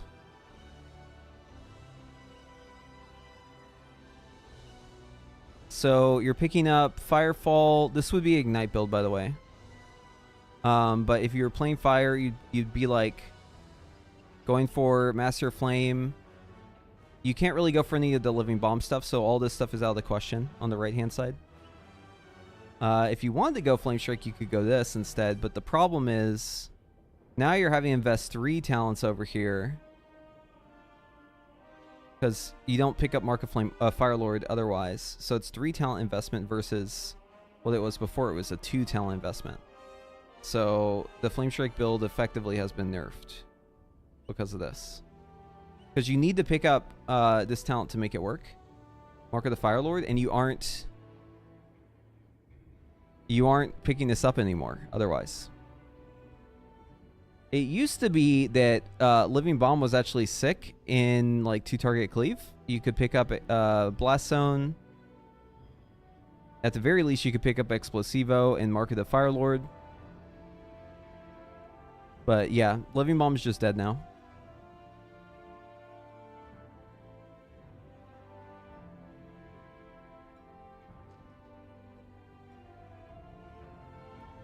Will I make Abyssalus for mages? Yeah, I'll be on my Wowhead guide. When they say it no longer splashes, does that mean Living Bomb is no longer AoE? Sounds obvious, just making sure. I'll be honest, I don't know the specifics on it. I just know that it's so bad that you would never take it. So I mean, like, I literally spec'd it for like 2 pulls, and I was like, yeah, this doesn't do damage. So I spec'd out of it. So I don't know the specifics on it. All I know is that it just doesn't do damage. Living Bomb doesn't do any damage anymore. I'll look into it once we get the patch. I kind of wanted to wait to see what they gave us, because last time they gave us a pre-patch, they gave us a version of the patch that we never got to test.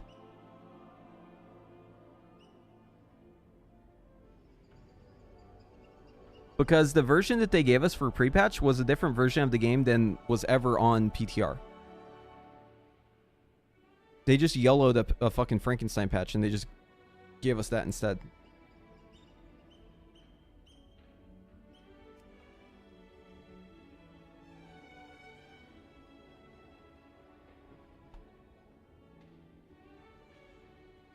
Yeah, so for AUG, they're trying to reduce the damage and the defensiveness, but the thing is, and I've been saying this since the fucking start, the thing is you can't balance AUG this way. Because AUG exists in an area of the game where it's not necessarily about optimization, it's about feelings. And so long as AUG buffs healers, and so long as AUGs give the Blister and Scales buff to the tank, so long as AUG provides any form of survivability that goes above what a normal DPS can do, even if it's nerfed, if it's above what a normal DPS can do, Mythic Plus is about survival, right? So, like, you're never going to get to a point where AUG is balanced in Mythic Plus unless you address, like, the core problems with it. But the problem is, addressing the core problems for AUG would make it not really a support spec anymore. So, like, the bottom line is, basically, support specs don't work with Mythic Plus. You either need a bunch more support specs or you need 0 support specs. But, like, only having 1 will always be imbalanced. And, like, they keep trying to tweak the numbers, and I don't fault them for that. But, I mean, like, how many times do we have to go down this road before we realize that, you know, what people have been saying the whole time is true? Which is that, like, a support spec being in the game is going to be meta forever. Unless you make Mythic Plus about damage instead of survivability. It will always be about survivability, though, with their current design. It's always going to be that way. Unless you just nerf it into the fucking ground, but I don't think they're going to do that. Like, the only way I could see it being, like, not the case anymore is if they made AUG damage, like, so bad that, like, no one would ever want to play it. But that's, like, stupid. They wouldn't do that, right? I mean, that's like going back to the other Mythic Plus discussion, like, it's like the infinitely scaling thing. It's a cop-out, right? Like, it needs to do normal damage, but they just need to get rid of all the defensive bullshit. Make it stop buffing the healer. Make it stop buffing the tank. Make it so it only buffs the damage dealers. Make it so it doesn't give them any survivability. This is the only way to actually balance it. It can't just be a little bit more survivability. No, it has to be 0. It has to be the same amount that another class could give it, like a priest, or like a a Zephyr buff, or like a fucking mass barrier. Like, it can have that level of support, but as long as it exists this way, they're never going to balance the game. And some people will say, you know what, fuck the balancing. We don't care about the balancing. We just want to play AUG. That's fine. But you're the minority. Most people who are playing this game don't like the way it is right now.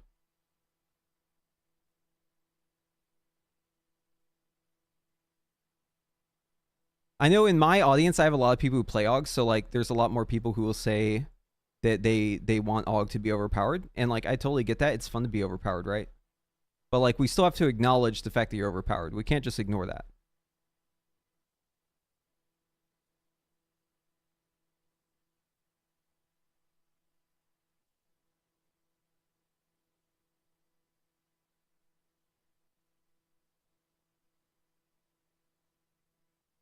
Yeah, for me, it's like, I actually like the AUG playstyle now in the War Within. I'm more of a fan of it now than I was before. I think AUG like just feels better to play in the beta than it does on live. Part of that's also the fact that dev just feels way worse to play. But it really irks me that the feedback loop isn't there for knowing my performance. You know, it's annoying to have to read logs so much to know how my damage actually turns out. I don't get why they couldn't just implement it from the jump in a way that would have made more sense. All this hook stuff, like, what was it for? The hooks are still bad. So like, why did we spend all this time trying to get the hooks to be good when the hooks are still just like breaking every patch and they just like never work? It's just really confusing. I feel like they like took the hardest approach. And like, it's a class balance nightmare too.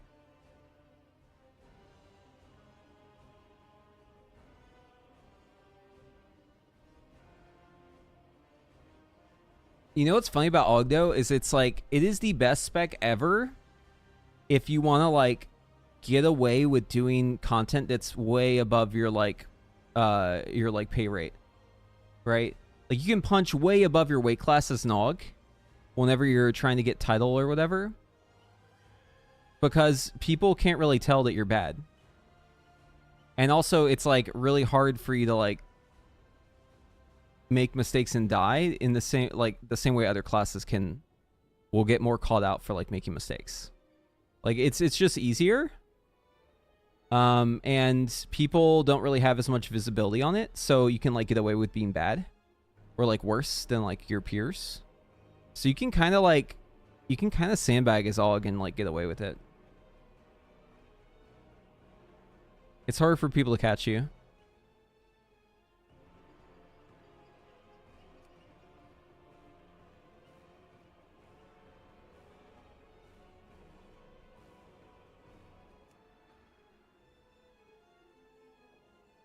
Yeah, there is a big difference. It is true. There is a big difference between a good and a bad AUG. There's no doubt. That's true for any class, though. I think the reason why people notice it so much with AUG, though, is because there's so many bad AUGs with Peace and Love. There's a lot. Like, I would say the default is, like, bad AUG. Most people I talk to who do, like, pugs and shit, they'll, like, really vet the AUG players because they know that, like, it's easier to get away with it. Right? So like, they'll really vet the AUG player because they want to make sure that they're getting a good AUG. Because like, you have to really look into them, right? Because they may have like a good rap sheet because they can kind of get away with like slipping into a key and just kind of like, you know, being mediocre as fuck. But like, that's the thing, man. You gotta be real careful. There's dude, some people will come in the chat and be like, yeah, I don't invite AUGs because they're all bad. It's like, no, there's good AUGs out there, but there's definitely like a lot of players who aren't very good at it too, who play it like at a pretty high level. Not calling you one out specifically. I'm just saying like in general, it's like you can get away with it, right? It's like it's way harder to get away with it as like every other class in the game, right? Yeah, I know servers are down. Sometimes they come up. Listen, Monster Bearface, if you just admit defeat you'll never get in early. Yeah? If you just say, oh, servers won't be up until X amount of time. Well, guess what? Sometimes the servers do come up early. Yeah? So I will never admit defeat, dude. I will click the reconnect button over and over and over until I get in. Because that's how you get in early. And one time it worked, and I'll just forever do it. Actually, it's been more than one time, but like even if it was just one time, I would still do it. Because I mean, the button is saying I can reconnect, right? Yeah, exactly. This is how winners play. They will keep clicking the reconnect button until they get in. You got to be relentless, dude. Absolutely fucking relentless. Clear eyes, moisturized, in my zone. Nothing can get in the way between me and connecting into the game. I will not let the reconnect button deter me. I won't let their breaking news deter me. I won't let their Warcraft Twitter deter me. They've done it in the past where they say you can get in at X time, and I got in early, so I just don't trust them anymore. I'm just gonna click the reconnect button, you know, over and over again. But I do need to get up and do something real quick though. I'll be right back.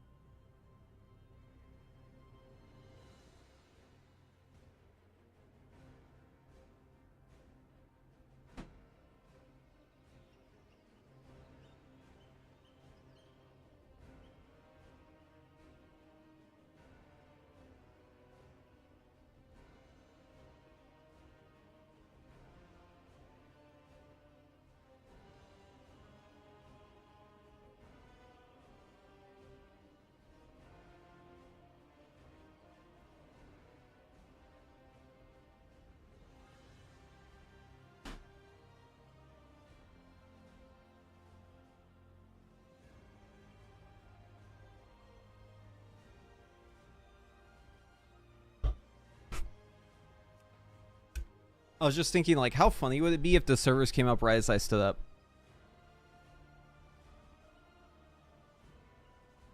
I just put some chickens in the air fryer.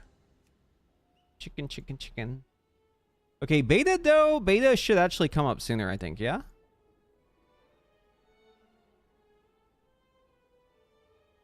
Yeah, whole chickens. I just, you know, I got them running around the condo. I just grabbed one. Come here, chicken. Shove you in the air fryer. 17 minutes at 375 degrees Fahrenheit. That's it, dude. Dude, oh, don't even get me started about air fryers, Oz. Don't even get me fucking started, man.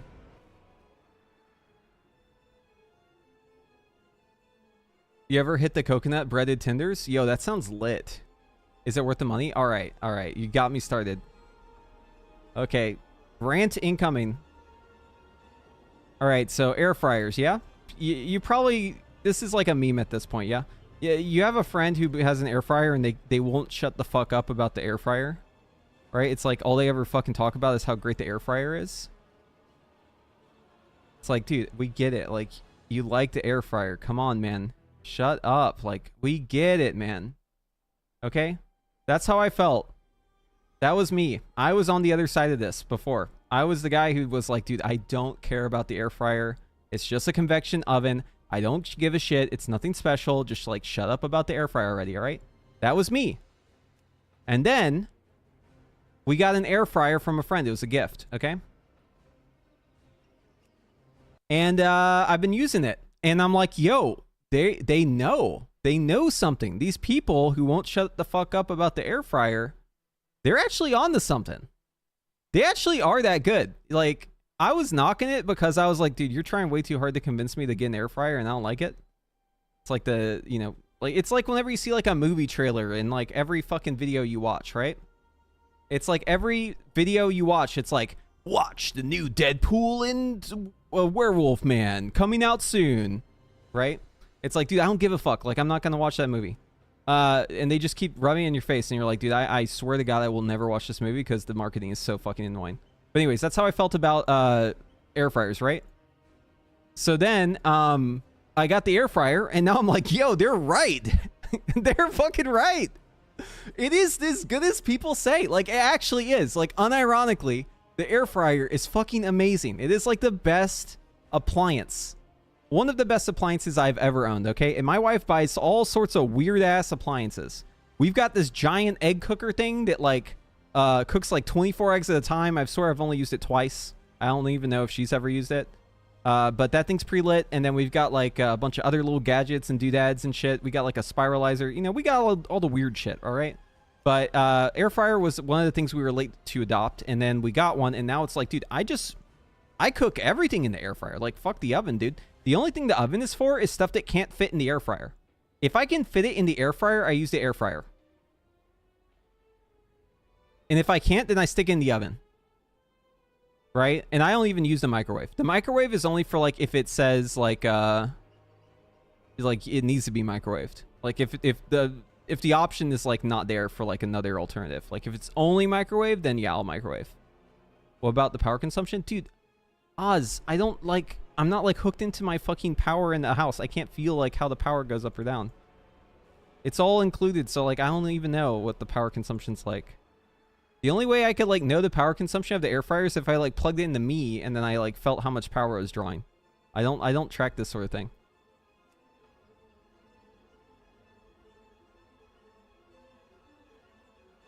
It makes a really loud sound, though, so maybe it uses a lot of power. It goes... It's going in the background right now. You can probably hear it if I, like, turn the mic towards it. No, you can't hear it. I was hoping maybe if I talked, you could, like, hear it humming in the background. Yeah, I can't. Yeah, it's really loud, though. Also, I have to pull it a little bit up on the kitchen counter because... otherwise, the air blowing out the back will, like, hit the wall and, like, burn the wall. Not really burn it, but, like, over time, the wall gets, like, you can, like, tell that it's been, like, blowing against the wall after, like, a couple months. So you gotta be careful. Gotta be a little careful. But yeah, it's no fuss, exactly. So, like, my favorite thing in the air fryer is you grab, okay, you go to Costco, right? And you get, like, that giant-ass bag of fries. You get, like, a bag, like, this big of frozen fries. It's, like, massive, right? You just go in there, you grab, like, a big-ass handful of fries, you just toss them in the air fryer. No oil, no nothing, dude. Just fucking close that shit, turn it on. And then they come out, and they're immediately the best thing you've ever had. It's like, the fries are immaculate. So yeah, air fryers, again, I hate to be that guy who's telling everyone to buy an air fryer, but, like, that is a true statement. Like, everyone was right about it. Like, they were right. I was wrong. It is actually as great as they say. Your statement proves you will love Deadpool. Oh, wait, what did I call the guy? The Wolverine guy? Werewolf man. Yeah. I couldn't think of his name for some reason. Yeah, I don't know, man. I've heard, like, my friends were saying it's good. But I'm kind of inclined to not watch it just because, like, the ads for it are just so obnoxious. They have that effect, man. They're trying too hard, dude.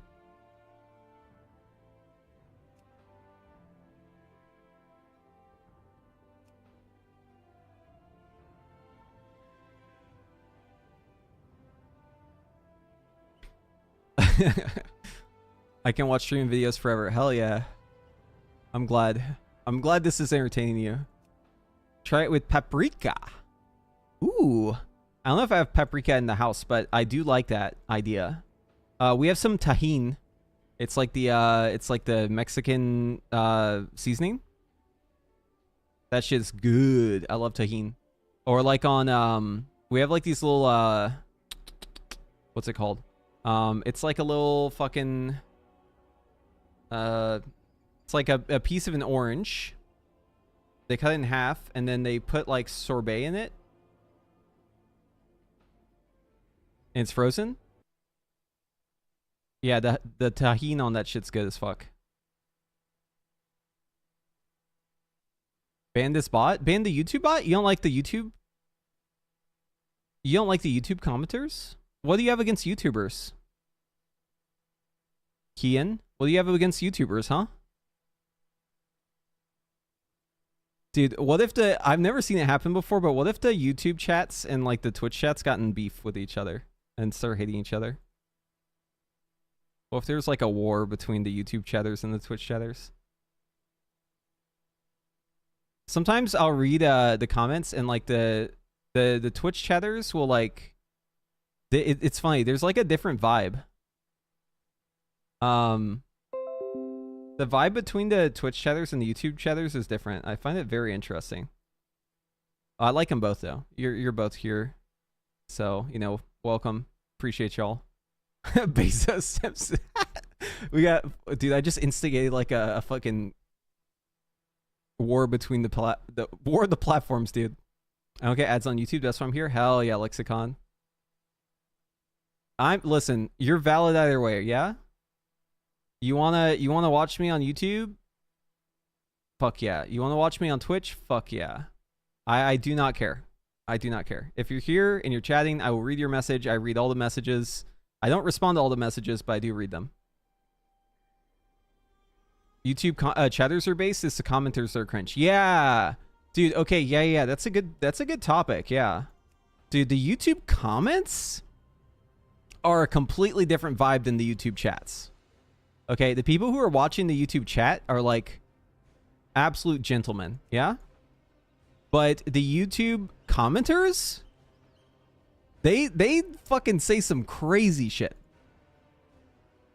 Like, I don't know what it is about the act of writing a comment on a YouTube video, but something about it like just makes your brain not work right. I would say they're like worse than Reddit comments. I would even say that they're probably at par with like Wowhead comments. Have you ever read the Wowhead comments? The Wowhead comments are like pure fucking comedy. You see some wild shit on there. Here, let's actually look at it. Here, we'll go to this article right here. Direct Your Warrior. I have noticed though, they're getting better.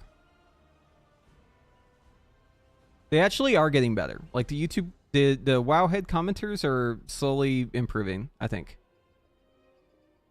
There was a while though where like I noticed that they were like wildin', man. Like it was like, I swear to God, some videos or like some articles on Wowhead, it's like every single comment is by someone who probably hasn't played the game in like 10 years. You ever see those? It's anytime Blizzard does something that's like bad, it'll like draw all these people out of the woodwork who like haven't played World of Warcraft in like a decade, and they all like take to the Wowhead comments and they start writing shit, and like none of them like actually like know how the game works at all. They're just like typing shit, you know, chatty emoji, just going crazy with it, and it like it shows from what they say that like a lot of them just don't even play the game like at all, and it's really confusing. I'm like, why are you checking this website still? Like, what the fuck? Let it go. Let it go. Okay, cool. Yeah, you quit WoW in back in fucking 2016. Okay, cool. Let it go. Like, it doesn't need to be your whole fucking personality. You don't have to be hung up on this for like 10 years. It's fine.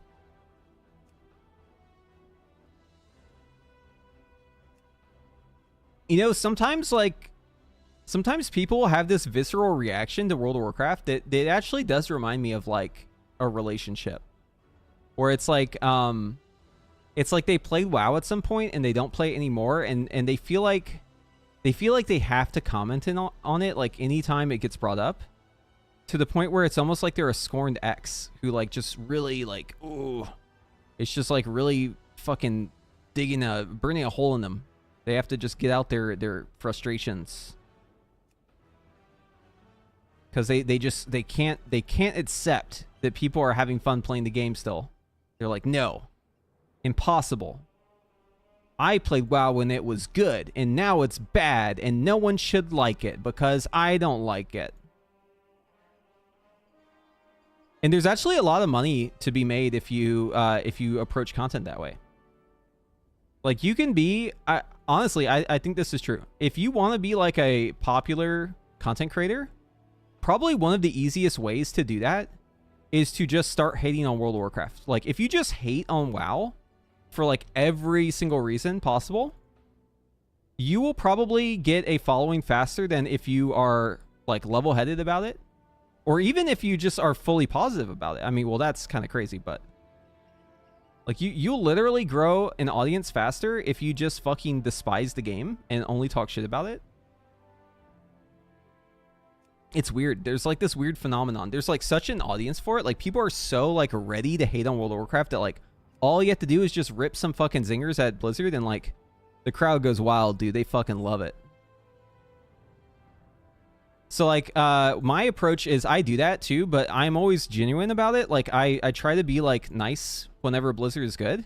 But the thing is like they also kind of suck a lot too. So like I'll talk about when they suck, but like I still play the game and I like it, right? I think it is a good game. Like I actually genuinely enjoy World of Warcraft. I find it really fun and interesting. I think overall it's a good game. But like, you know, you can't just like ignore whenever they make obvious mistakes, right? So like if they make an obvious mistake, I'll talk about it, but like, or like I'll voice my opinion if I think something is dog shit too, right? I'm not gonna simp for them. But yeah, I mean, if you just like turn that part of your brain off and you just like only hate them, then sometimes that actually works out in your favor. Do you really want that sort of audience? See, that's actually a great point to bring up. Yeah. So the thing is like if you do that, you're basically filling out your entire. So your audience as a content creator is always like a reflection of you. You build the kind of audience that you attract through your content. And the opinions of your audience are almost always, they may not align with your views, right? But it's going to be a reflection of your views. So like if you amass a following of a bunch of fucking haters, then you're just going to have a bunch of haters as your audience, which actually kind of sucks, right? You got to be careful about that. You got to be real careful. I'm not calling out, by the way, you guys keep using names for other people who are content creators. I'm not calling anyone out, okay? I'm just generalizing here. I'm not talking about anyone specific. Little Sparrow, thank you for the sub. Appreciate you. Just want to be clear about that. I'm not like saying anyone is this way. I'm just pointing out like trends that I notice, yeah? But so you gotta be a little careful with it, right? Because if you go a little too hard into the hate, then you just end up getting a bunch of haters as your audience, and now they're extremely mobilized to hate anything you do too if you fuck up, right? You get a crowd of haters following you around everywhere, you know, you're gonna eventually find that backfire in some way. Or maybe you'll get big enough where it won't matter, right? Who knows? But either way, though, for me personally, I find it's best to just try and be genuine. Because it's hard to keep up a charade. You know what I mean? Like, playing a character, I mean, obviously I dial it up a little bit. Everyone does, to be entertaining. But, like, I feel like it would be exhausting if I was having to, like, be full-on entertaining, you know? Like, I would just be, like, so tired after every stream if I had to do that. You gotta find that middle ground. The part where it's like you're still dialing it up, but you're also true to yourself, right? That's where you gotta be. Dude, I'm getting, like, way too philosophical here. Anyways, servers are gonna let me in soon. I'm sure of it. After this update, do we need to go for more mastery? So the stats are still crit above everything else. Yeah. You're talking about Dev Evoker, I assume. Yeah, Dev probably needs a little more help. But we'll have to wait and see how it shakes up. I don't know how the other classes are looking. The thing about class balance that you gotta understand is, like, it's always in the context of where other classes are. So in order to, like, properly answer the question of what will be meta in the pre-patch right now, once this patch comes out, I would need to understand how much damage every class does. And I don't. Right? And I could pretend, I could, like, look at a spreadsheet and be like, oh, this class does this and this class does that. But the problem with those spreadsheets is, like, they're always wrong about shit. So then you just end up, like, making a bunch of false assumptions. But I will say this, like, Dev is definitely up a little bit from where it was. It wasn't terrible. I would say it was, like, middle of the pack. Mage was actually pretty bad, but the buffs are nice. The issue I have with the mage buffs is that Living Bomb is, like, dead, and that's just lame. Living Bomb was, like, the best part of the rework, and I'm, like, really sad that they kind of killed it off with this patch. It's lame as fuck, if you ask me. But no, the barrage nerf should be in this. So they basically what they did is they nerfed barrage, but then they increased the damage per charge. So in the end, it doesn't end up being a net neutral. Like, it's still a nerf in the end. But it's not as bad of a nerf as it might appear on the surface.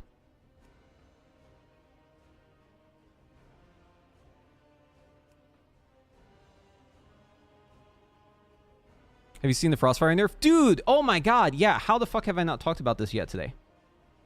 Yes, I saw that nerf. I was literally... My jaw was on the floor. I could not believe what I was reading. Yeah, okay, so where is it? Maybe it's on the second page. Oh, did I miss it? I think I might have missed it.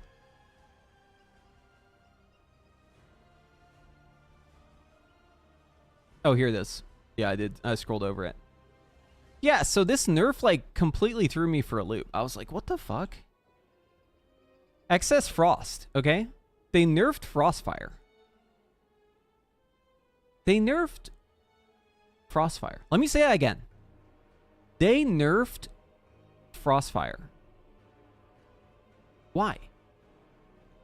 Why would they nerf Frostfire? What could compel them to think that Frostfire is too good? What sort of content is Frostfire better at where they needed to nerf it? Because it's not raids. It's not Mythic Plus. Is it delves? Like, did they nerf it for delves? I don't understand, man. Like, why did they nerf it? It doesn't make sense to me. Why would they nerf this shit? Like, Frostfire is on life support. This shit has the oxygen mask on. It's got a tube down its throat. It is literally hanging on by a fucking thread. And they go in there and they just, like, take away the one thing that it had damage coming from the tree for.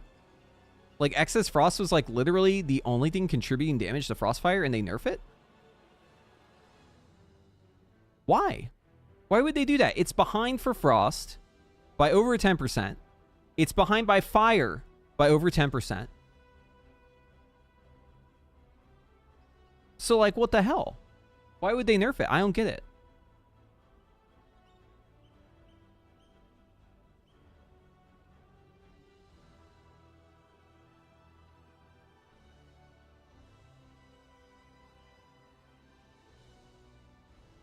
Like, in literally every case, in every single case where Frostfire is pit against its sibling, Sun Fury Fire versus Spellslinger Frost, in every case it loses.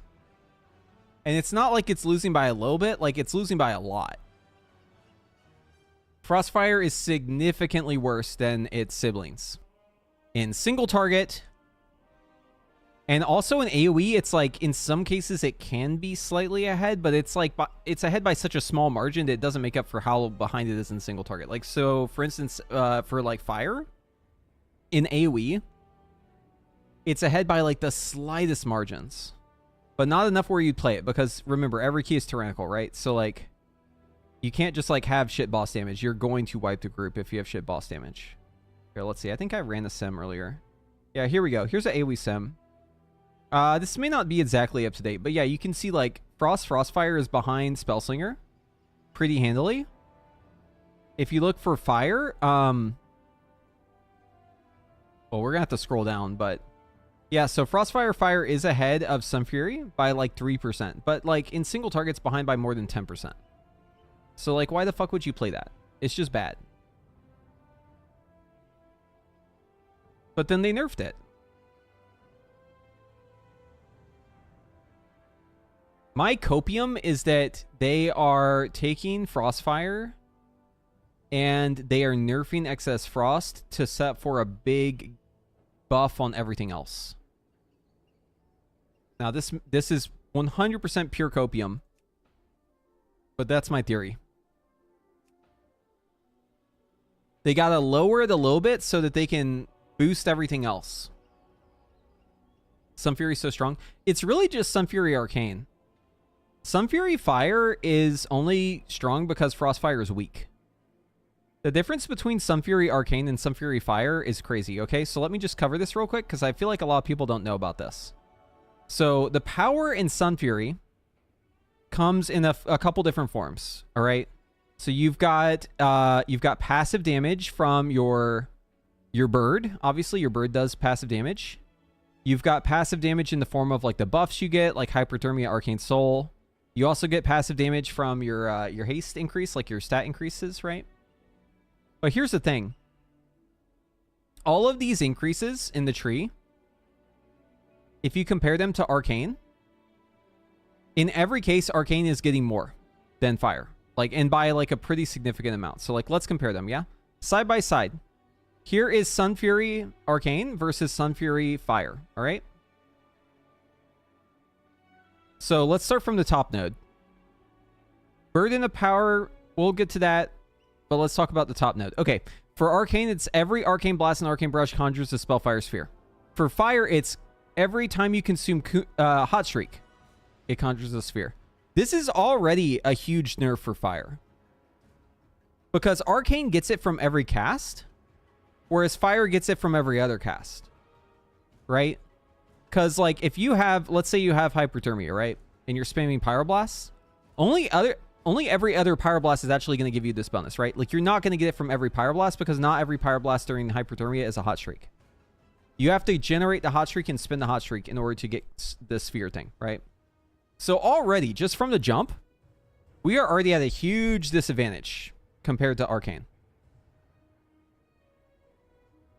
No, it should be every fucking Pyroblast. Well, I think actually the outlier here is Arcane, if I'm being honest with you. I think the fact that it's every Arcane Blast or Barrage is actually, like, kind of crazy. I think more so the issue is just that, like, this one doesn't have a condition on it. It's just cast, and this one does have a condition on it. This one's cast with buff, right? So, like, for Sun Fury, maybe it should be, like, Nether Precision or something. I don't know. I don't know what the right answer is. All I'm saying is that Sun Fury gets a lot more as Arcane than it does as Fire. Already, just looking at the first node, okay? Now, the first node is important because it also affects the second node, which is Burden of Power. Burden of Power you get whenever you can get the sphere, right? So, like, this is a big part of it. Every time you get the sphere, you get the Arcane Blast and the Arcane Barrage. So, already, Arcane is gaining a lot more of these than Fire because you're getting it from every Blast and Barrage as opposed to every Hot Streak. But also, Arcane is also able to double dip on this by casting Blast into Barrage, whereas Fire technically can double dip, but it's a lot harder, right? In order for Fire to double dip on this, you'd have to play SKB, which would be really stupid. Or you could do it with, I guess, Flame Strike too, but it would be weird, right? You basically don't double dip under normal conditions as Fire, whereas Arcane does double dip. And it's getting significantly more casts, or significantly more buffs of Spellfire Spheres, right? So we already have like two big points of contrast here, okay? Now, obviously, you know, Combustion can be up a lot more than Arcane Surge. So, like, on the Bird front, on the Arlo front, Fire does have an advantage here because it says whenever you cast Combustion. So, Combustion can be cast quite often. Arcane Surge cannot be cast nearly as much as Combustion can. Okay, so Fire does have a leg up on the Bird. And then you also have Glorious Incandescence, which is going to make it so meteorites fall and you get cooldown reduction on Fire Blast. It's actually pretty good. And then for Sun Fury, obviously, it's the 4 charges, which is also, like, decent. It just allows you to press Barrage. But, like, for Fire, this is actually, like, more impactful, I think. Like, it has a pretty big impact on the rotation for Sun Fury, but I'm just saying, like, keeping 4 charges is just, like, another way to say, like, you can press Barrage. As opposed to Fire, which is, like, meteorites. You're getting less meteorite damage, but also you're getting cooldown reduction on Fire Blast, which is pretty crazy. So I guess we'll call this one neutral. Okay, and then Mana Cascade. So Mana Cascade makes it so that it is 1% haste from every Arcane Blast and Barrage. For Fire, it's 0.5% haste for every Hot Streak. Okay, so already it's cut in half. And it's cut in another half because of Hot Streak generation. So it's actually like, this talent for Arcane is cracked. This talent for Fire is a literal shell of what it is for Arcane. Because Arcane is getting double. And it's also proccing more. Whereas Fire is proccing less. And it's also getting only half. Big difference in this talent. I don't know why Mana Cascade is so nerfed for Fire. Actually, no. I do know why it is. But it's a stupid reason. You're not going to like the reason. Von Groot. Thank you for the Twitch friend. Appreciate you. Chickens in the oven. Yeah, I'll tell you the reason why. The reason why they nerfed this, by the way, for fire, you're going to hate this answer. They nerfed it because fire was going out of mana.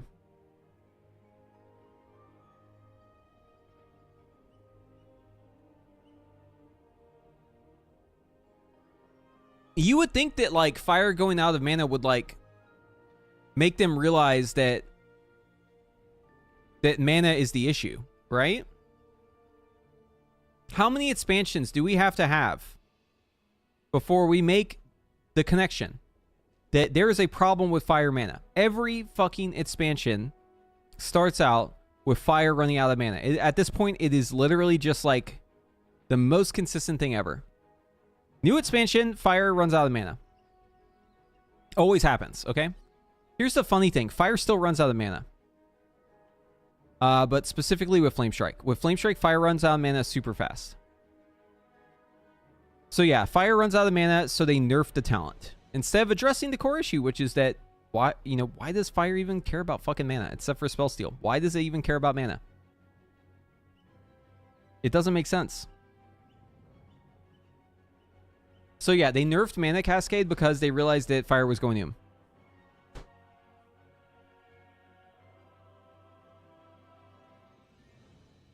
And then obviously we have like Savor the Moment versus Sun Fury Execution. Here we have Savor versus Execution, but it's with Scorch. It's whatever. But the big thing is just that like fire gets so much less out of Spellfire Spheres, which in turn makes it get less out of Burden and Glorious Incandescence.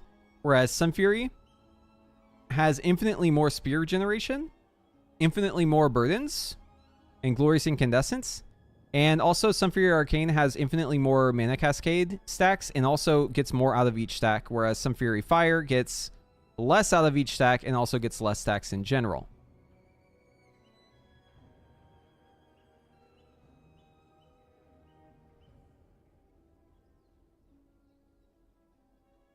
I'm just going to show you a comparison here. So some of these profiles are running old because they don't have like optimizations from the last like 24 hours, but I just want to show you something. So if we go over to Arcane. Oh, I haven't clicked this button in a while. All right. Oh, retrieving? Nope. Okay, it's offline still.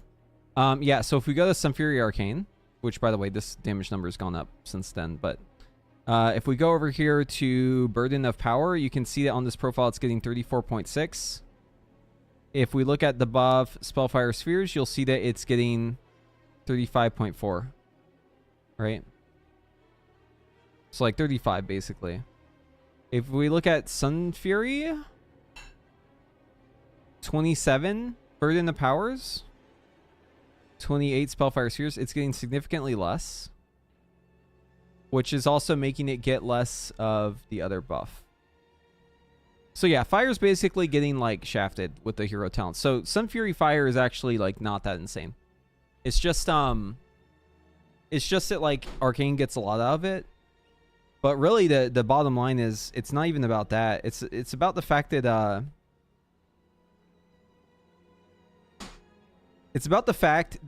Frostfire Fire just sucks. FF.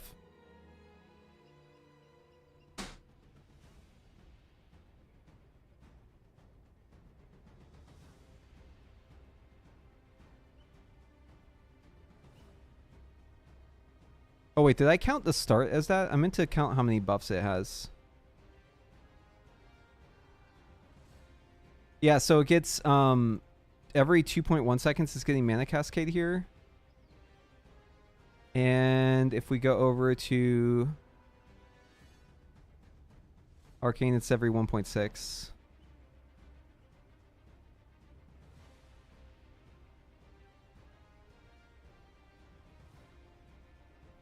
What happened to Fire? They just kept nerfing it over and over and over again. They just kept hitting it.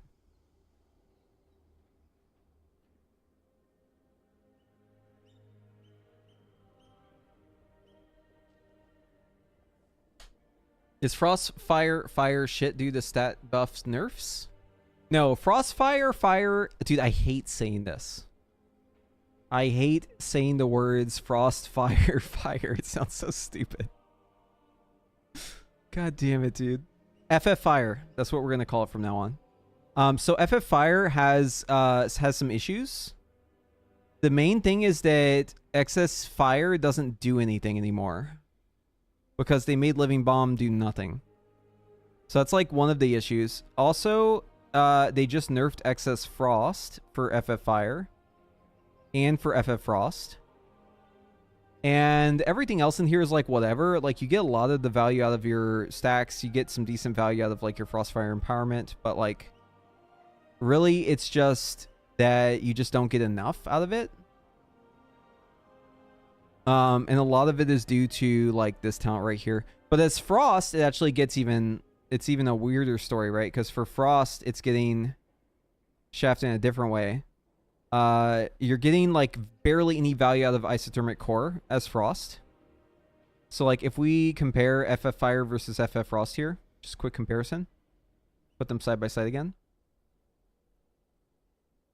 So this talent right here, Isothermic Core, read this talent. It says Meteor has a chance to call down Comet Storm at 150% effectiveness. Comet Storm has a chance to call down Meteor at 100% effectiveness, okay? It's the same on both, right? Notice that? So for some reason, Meteor is getting 150, but Comet Storm's only getting 100. But here's where that doesn't make sense. Fire casts Meteor way more than Frost casts Comet Storm. Why is Frost modifier 100? Why is it only at 100? It's getting less of them. Right? If we go to FF Frost, no more Frostfire. If we go to FF Frost and we look at how many times it casts Comet Storm, 13.8, right? And then we look at Frost or FF Fire. Where's FF Fire?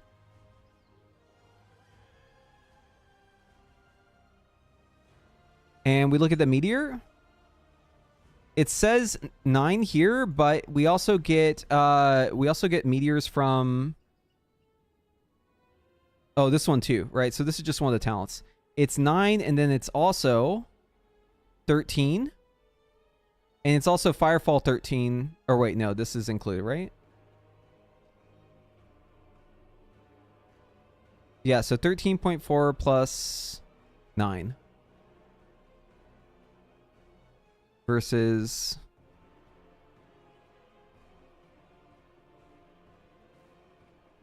$13. Yeah, so it's getting less of them, and each one is only at 100% effectiveness instead of 150%.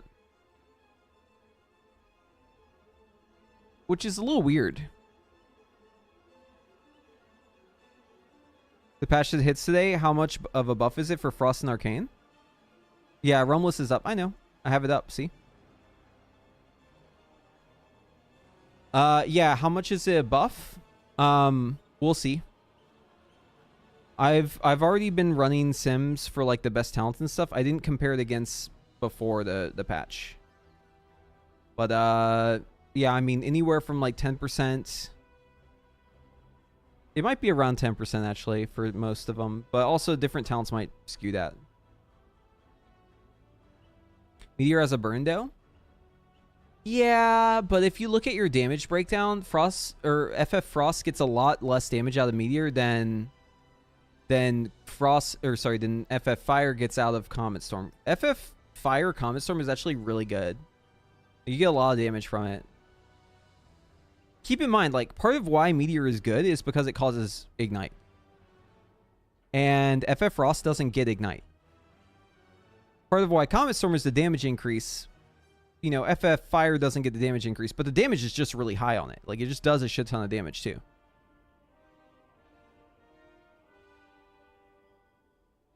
Are the patch notes up? Yeah, they were posted like 4 days ago. We already covered the patch notes. They're all in here. So, like, there's a lot of buffs across the board. Right? Pyroblast increased by 5. Phoenix Flame increased by 10. Fireball increased by 20. Scorch increased by 25.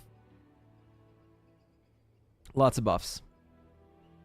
The reason why you can't just, like, say where the damage is now versus before, unless you ran, like, a sim doing, like, coefficient overrides, is because, You're running different talents now. You're gonna swap your talent builds. We could do it for Dev though. Dev is actually staying the same. We could figure out how much Dev is getting buffed. But again, that's assuming that like this is what we're actually getting, which may not actually be the case. We might get a different version of the patch than this. They pulled a fast one on us in pre-patch, so they could do it again. Literally last patch. I mean, they are buffing fire. They are buffing fire, but fire probably needs more buffs on the beta. The APL has been optimized quite a bit though. Apparently Forgy found some stuff, and yeah, so fire's gonna be looking a little bit better, but still significantly behind Sun Fury Arcane.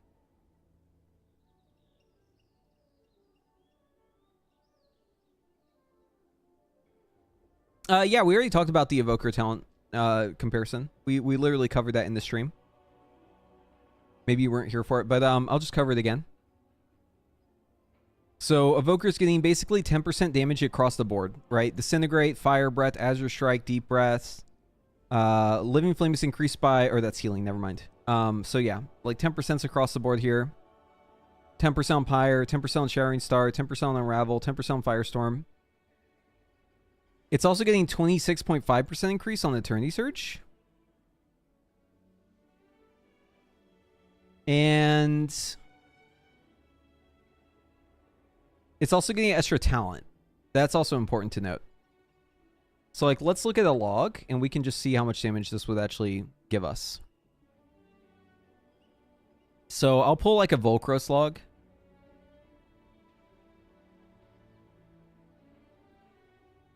So right now, the highest Volcros log for Evoker, Dev Evoker specifically, is 559k. And here's where the damage breaks down.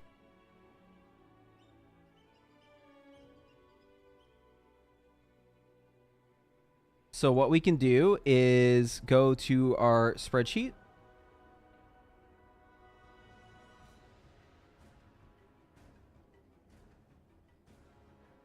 Let me make a new sheet on here. Okay, so here's all the damage breakdown from the from that log, yeah. And then we can apply the buffs here. So going down the list, Disintegrate's gonna be 10%. Oh, servers are up? Oh shit, you're right. Let's go. I got distracted, dude. This is why you can't ever get distracted.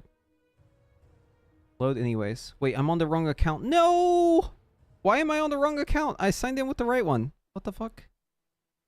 I hate when it does that. Yeah, servers are up. I'm logging in now. Servers up!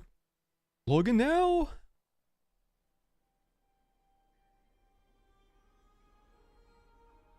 See, it came up early. Paving cast? Hello.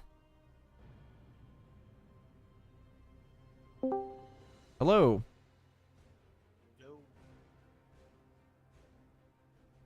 Servers are up.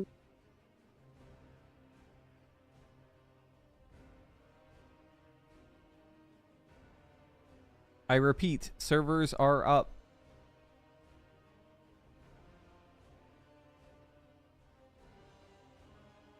Yeah, what the fuck? People are all just missing the servers being up?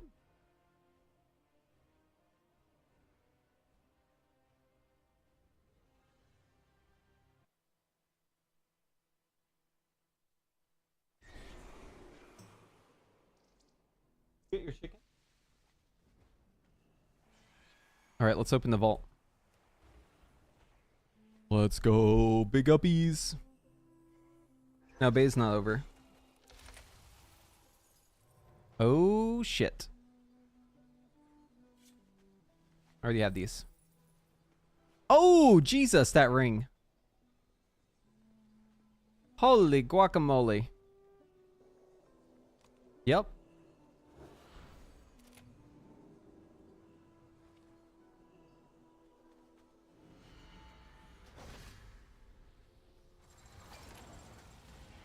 That's a spicy meatball.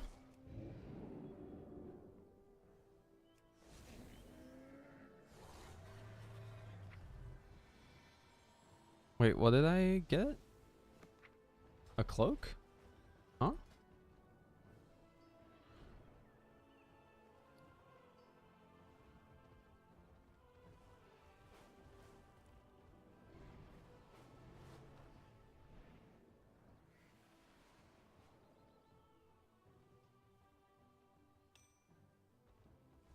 Yeah, that's a fucking ring right there. Jesus.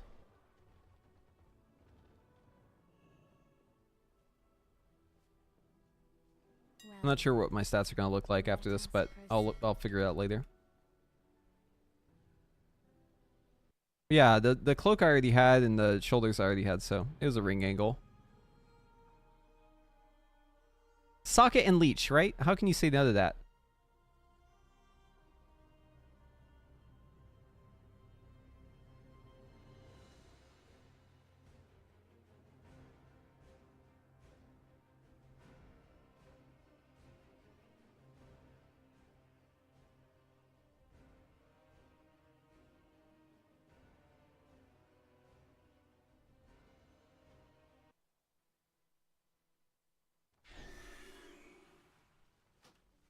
Oh, baby. Big dev buffs. Oh, God. This add-on is not okay.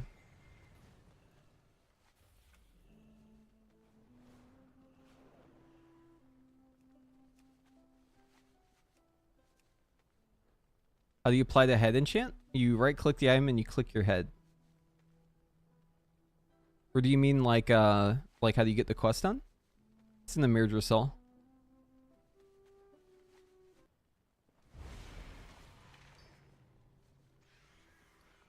The item is called, where is it? Here it is. Incandescent Essence, right? You just go like this. Yeah, click your head IRL.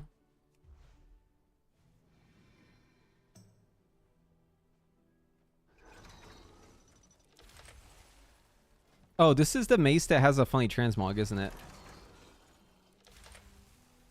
I might take this just for the funny mog. So, like, it looks kind of small on this character, right?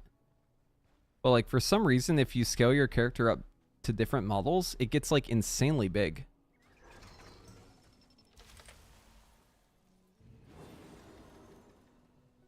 What can I even buy for ring still? Socket, I guess. I mean, I already have, like, best in style on this guy. Let's fix our talents. So we have an extra talent. Dude, this message is gonna get on my nerves. True stat values. All right, you gotta go.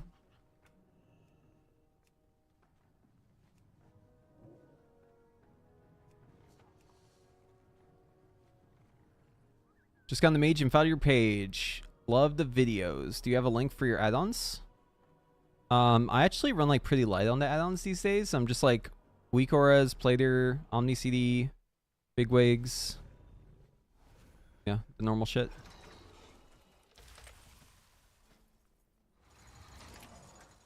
I'm pretty sure the angle here is honed, but... Oh, actually, hold on. This... Yeah, I think for single target it's this here, but we'll see. YouTube? Yeah, YouTube is servers up for YouTube and Twitch, actually.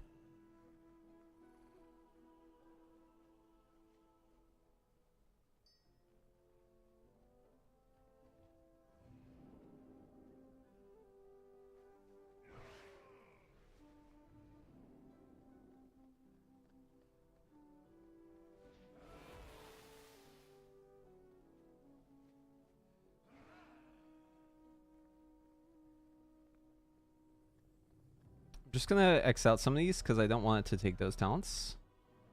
Because I want a fair comparison here.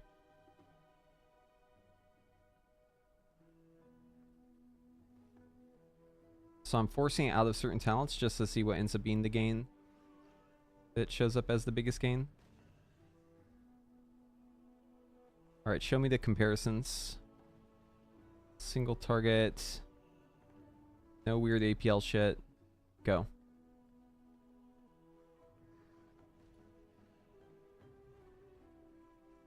Sup, Twitch?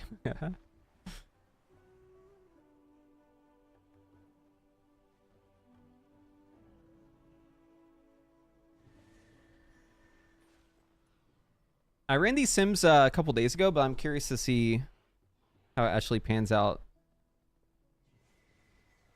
Dude, I need to update my add-ons. This is getting annoying. Curse Forge.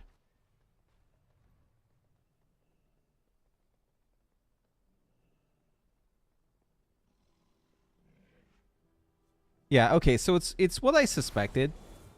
2 honed aggression. It's funny, the extra point actually goes above the capstone. So yeah, 2 honed aggression, 1 engulfing blaze. This would be if you weren't playing Eternity Surge or Eternity Span. It's like pure single target.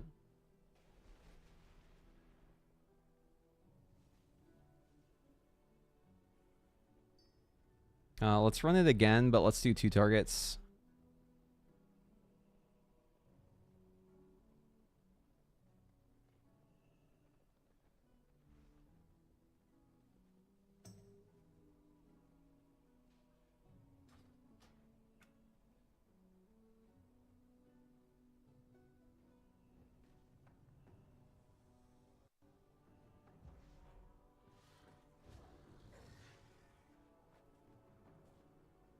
Yeah, it's the last vault. Yo, Dragonflight's over, man. The War Within's coming out in like 9 days.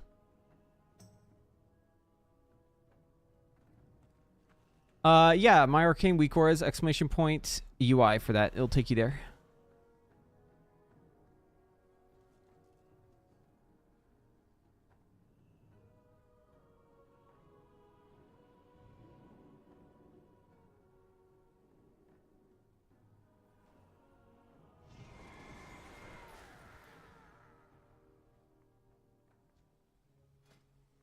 Okay, so let's delete all of our talent presets.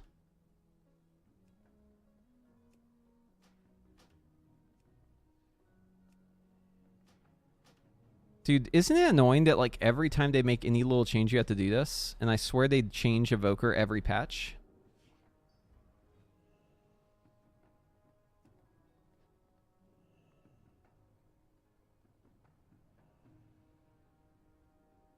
Every single patch changes the talent trait for Evoker.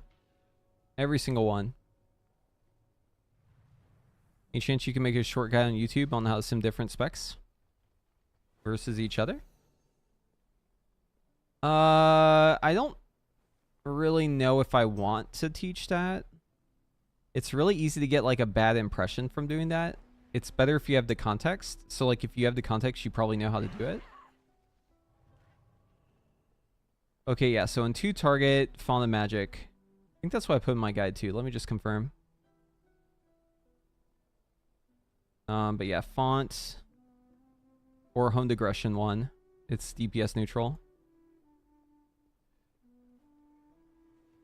I don't remember which one I actually went with, but I remember it simming DPS neutral. Oh, I said honed aggression. Okay, yeah, that's right. And then here's pure single target. Yep. Yep. And then for AoE burst, you go Charge Blast instead. Very small difference.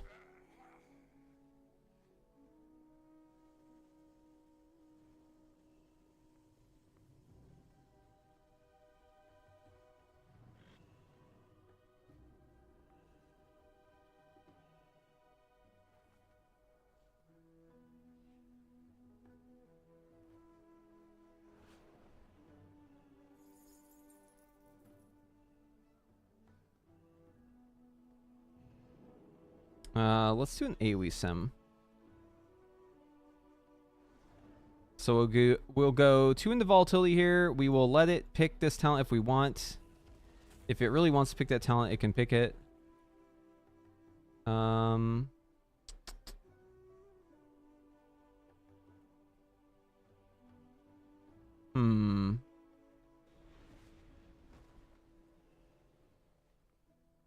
Is this gonna be too many combos? Yeah, okay, hold on. We need to give it a little bit of guidance here, I feel like. We'll shove those 2 in. Or at least Eternity Span. We'll shove Eternity Span in there. And we'll say 2 bosses, but with cleave happening sometimes. That way it's more of a raid scenario. That Okay, let's slug over to the hunter. I'm doing Sims for live, but just know that it's using the beta APL. Thing about the beta APLs is most of the lines that change things for the beta will like have a indicator to see if you have the hero talent or not. Not all of them though. Sims aren't really optimized for pre-patch so much as they're optimized for the War Within. That's the thing that we actually care about. This is only gonna last a week more, but it should make too big of a difference for most of the profiles.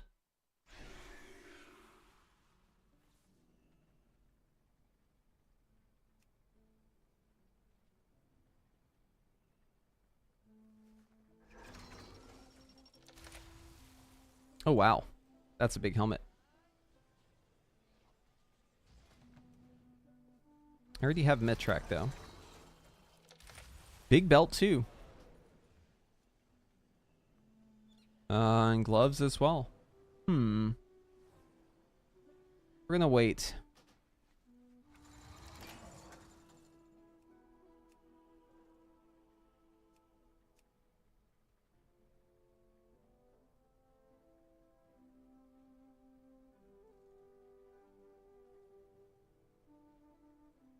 Yeah, so for cleave, it's actually choosing this build here. Ugh, it's disgusting. Okay, hold on. I'm gonna force it into certain talents because I don't like that. That's like stupid. It's never using disintegrate. No. We need to make it use disintegrate. It should use disintegrate. It can choose on the other talents, but it needs to have disintegrate.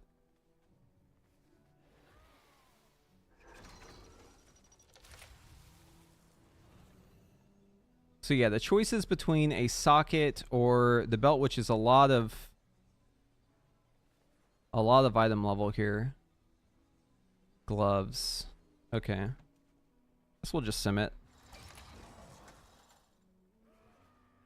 Do this build? I think it's the belt, yeah. I agree, but I want to just confirm it.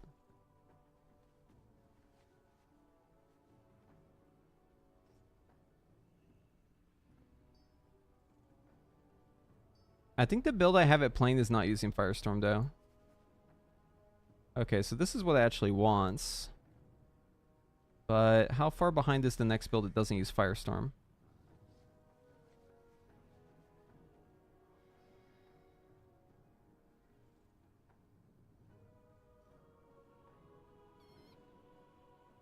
I really don't like the idea of using Firestorm.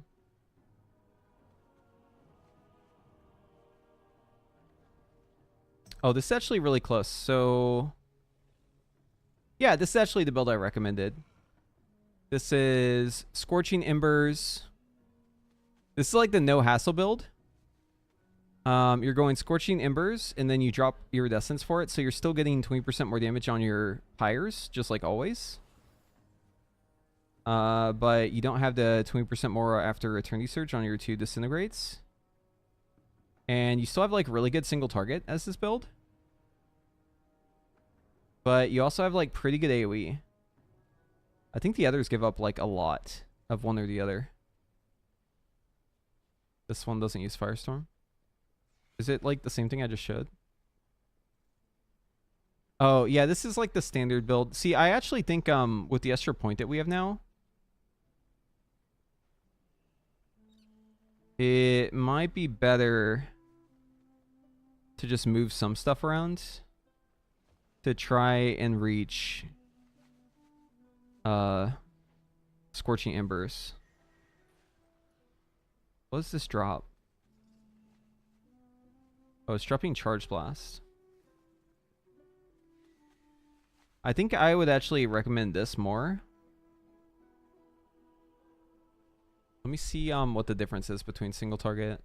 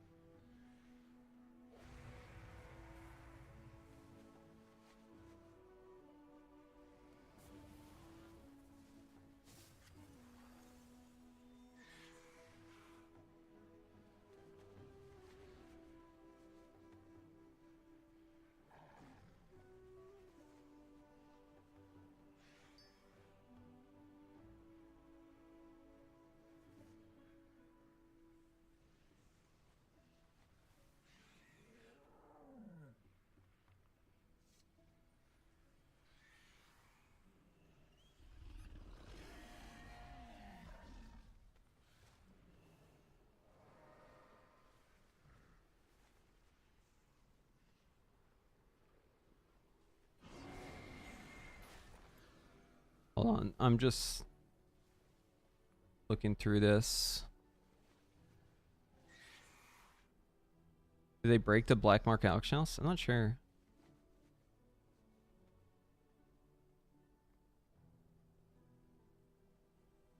Oof. Yeah, we're not doing that. Not doing that.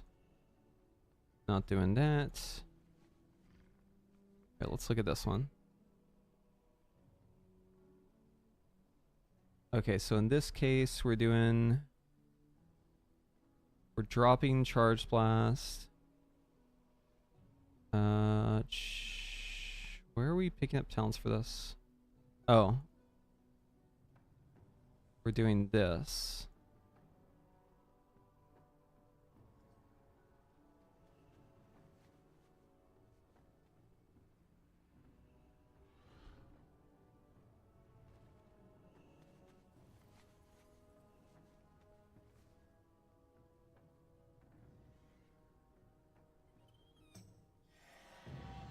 Where is the BMH? It's like below the nursery, right?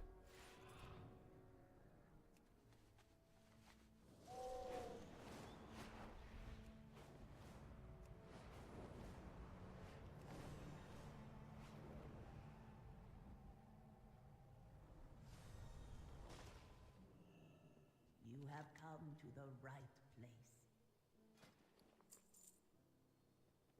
So I guess you can buy the mount here.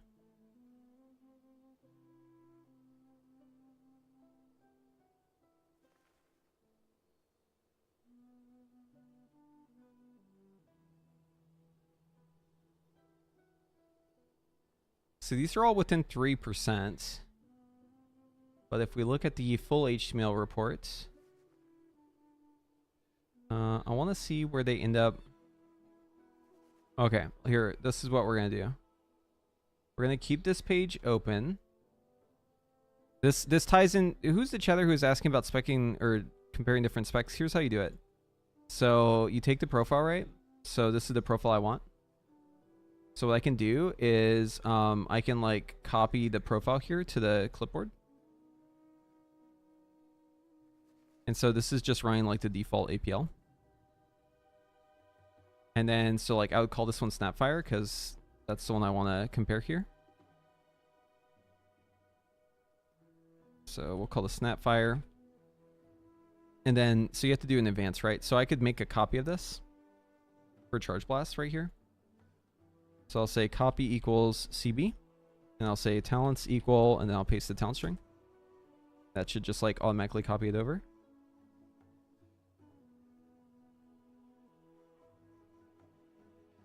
Oh, did I press equal sign? Okay, that's why. It's gonna happen again.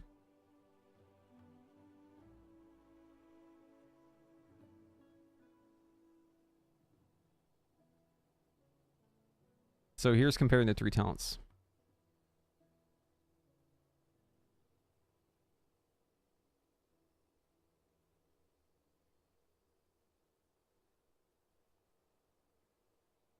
So what I want to show here is the prio damage, because I feel like the prio damage is important to understand here, to actually know what the difference is.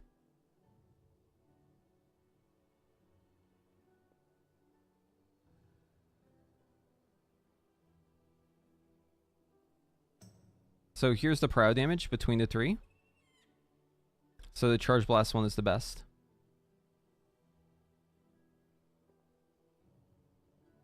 Now let's take the same sim.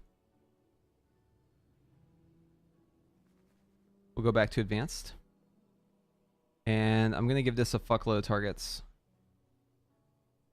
It's not going to have high prio damage, but we'll run it in single target as well once we get done with this.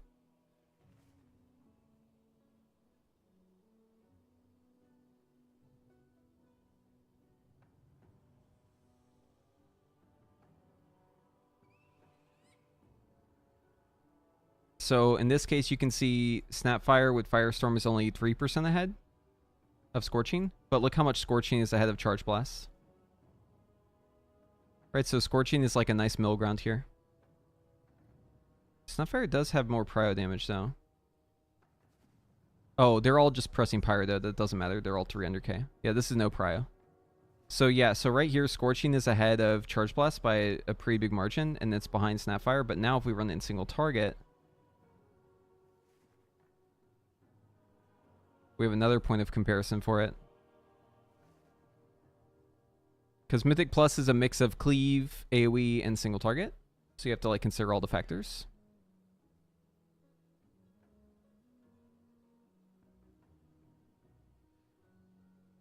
You don't want to use Dungeon Slice. Dungeon Slice bad.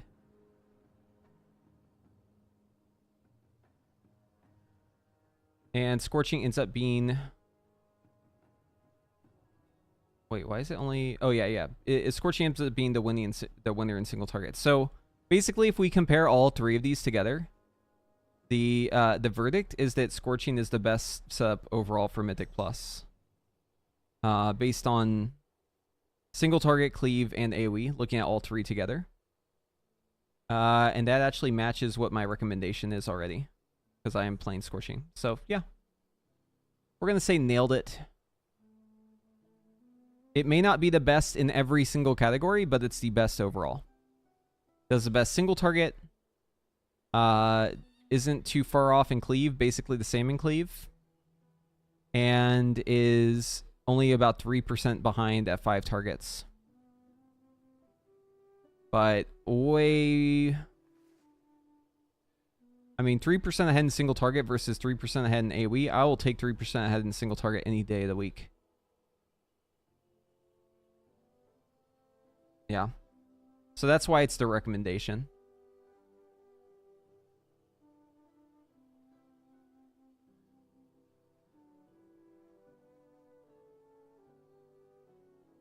But if you want to play Fire Patch, or whatever it's called, Firestorm, if you want to play Firestorm, that's fine. That is totally fine.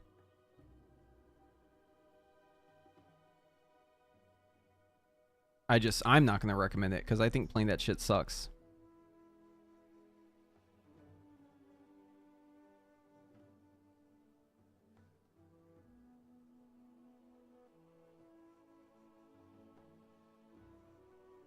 I'm definitely not dropping Scintillation and Causality. Like, ain't no way I'm doing that.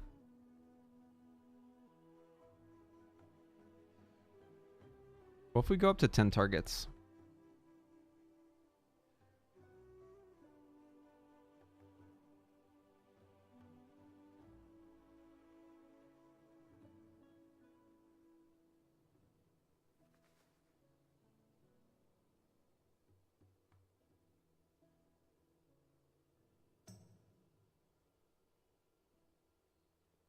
Hi, so for new mage player was the easiest spec to play now with the changes? I mean, Frost is going to be the easiest, bar none.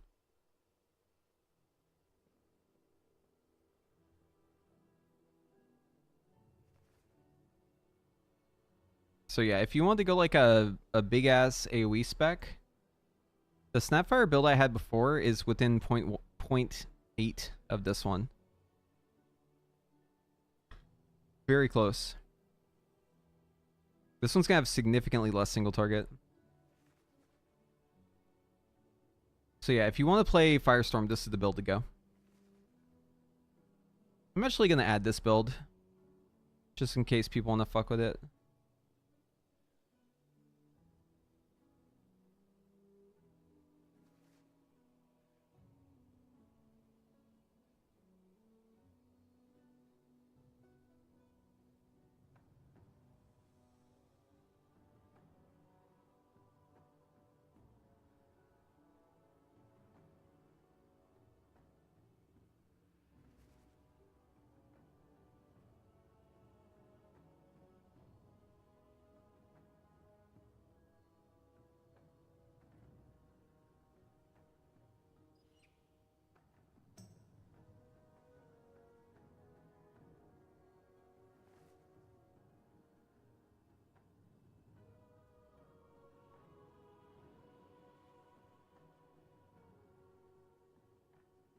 Okay, what's Dev's niche?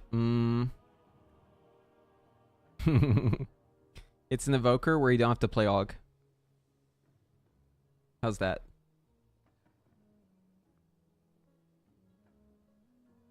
It could be like AUG, where it just does more damage. That could be its niche. It could be.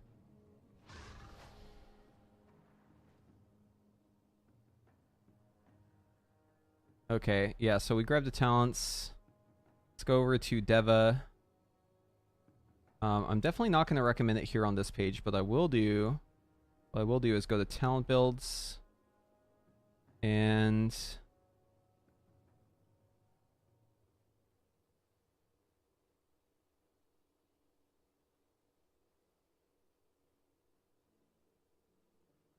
Council Cleave. Wait, is this one up to date? Oh, it's missing one. We gotta fix that.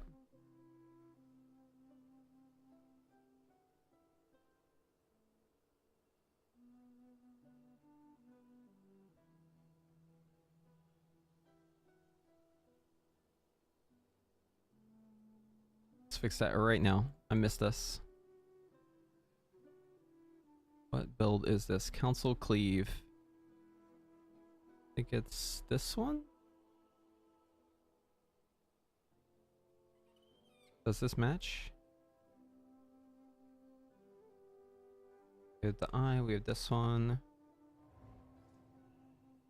Oh, dude, this is totally just a fucking Arcane Vigor moment. 100%.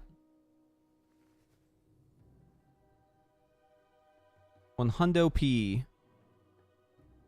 Yeah, we'll update that. Okay, that's fixed. Let's make sure it came over.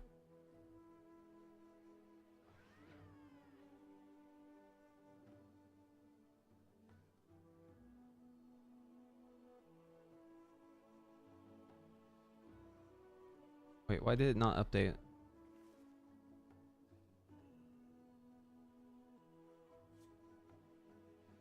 $149.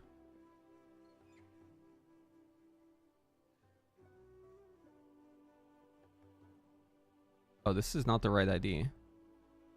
Where the fuck is 149? Oh, is it this one? Oh, it is that one. Council Cleave. Okay, so it's this one I need to update. Okay, now let's save it. Council Cleave. Update hash. Okay, now this should work.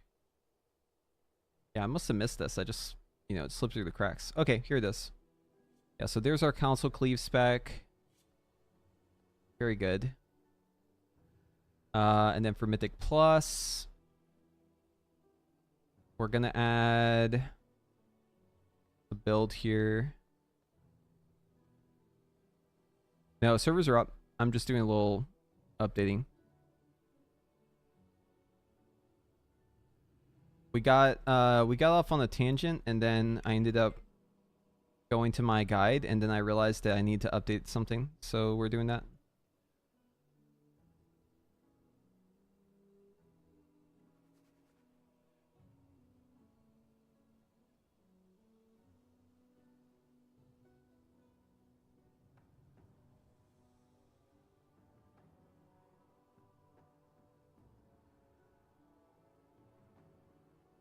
And we're gonna call this Mythic Plus Firestorm. Talent build. The icon will be for Firestorm.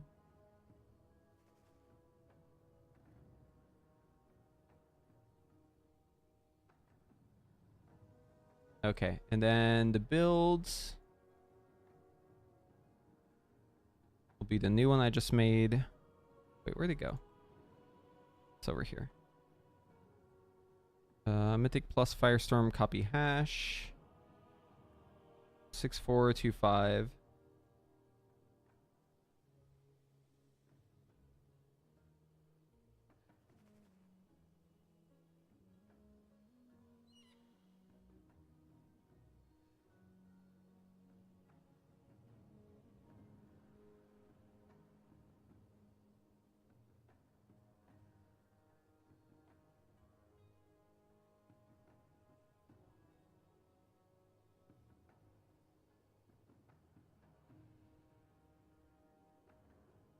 Okay. And save and more. Firestorm changes. Okay, and let's pull up the guide now and just confirm.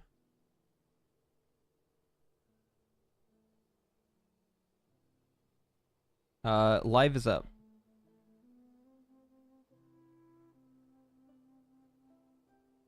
There we go. Okay, so if you really are, like, if you're dead set on playing Firestorm, I have provided a build for you. But just know that I do not recommend this build.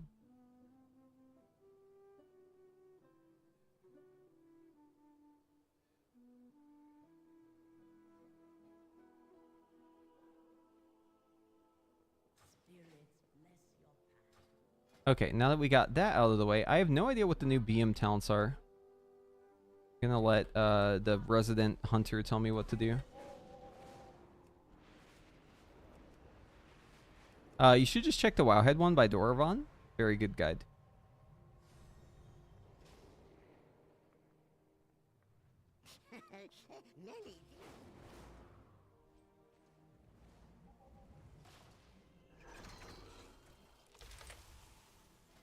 We just fucking slapped the belt on, right?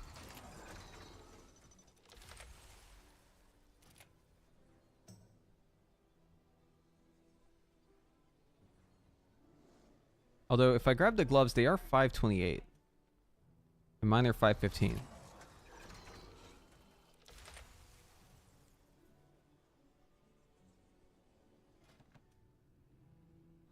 Let's see.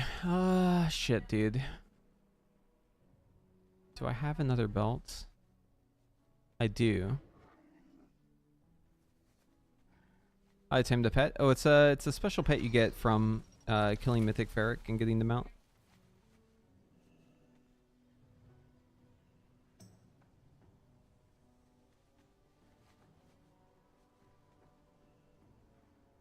I haven't even checked. Where's the Beast Mastery talents now?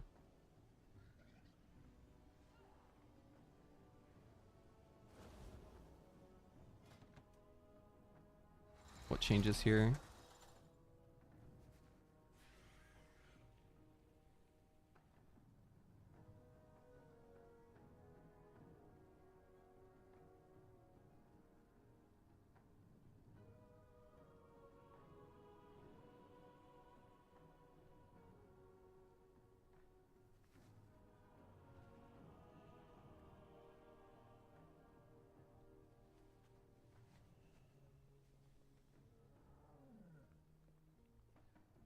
Okay, so I am currently in Beast Cleave talents.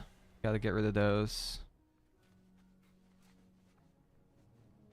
Okay, so yeah, go straight down this line, take a left. Sway, skip this one, to in the training expert.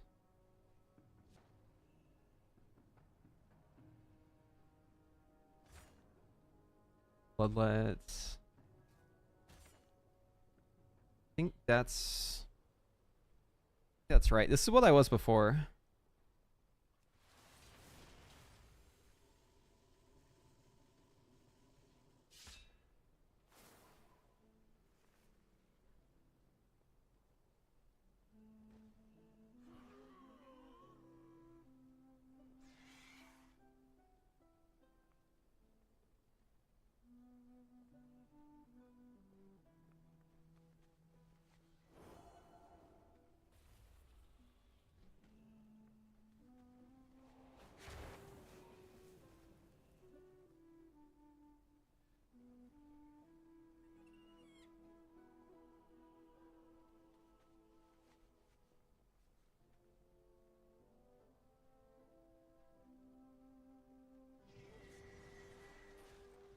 There we go.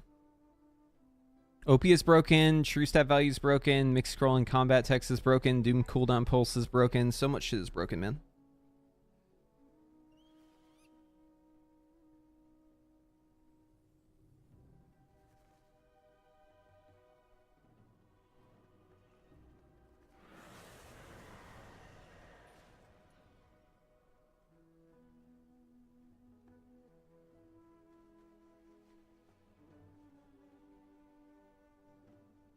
Okay, that actually tells me to do gloves.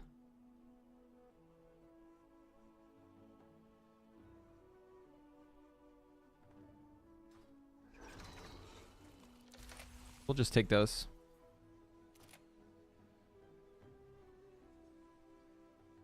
Yeah, just gotta wait.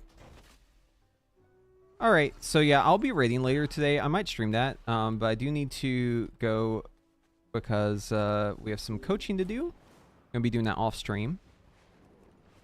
But I may or may not be back. And if I will be back, if I turn on my stream again, it'll be in about 2 hours from now. That's when my raid starts. Or I guess like 3 hours, but I'll be streaming like in 2 hours if I turn it back live. I probably will go back live. I'll probably turn it back on. I just want to make sure I have enough time to prep for everything. So anyways, yeah, we'll be back in just a little bit, taking a short break. But hopefully y'all will still be around. If you want to continue watching the stream, we'll be here. And with that, I gotta go. So I will see y'all later. All right, be back in about an hour.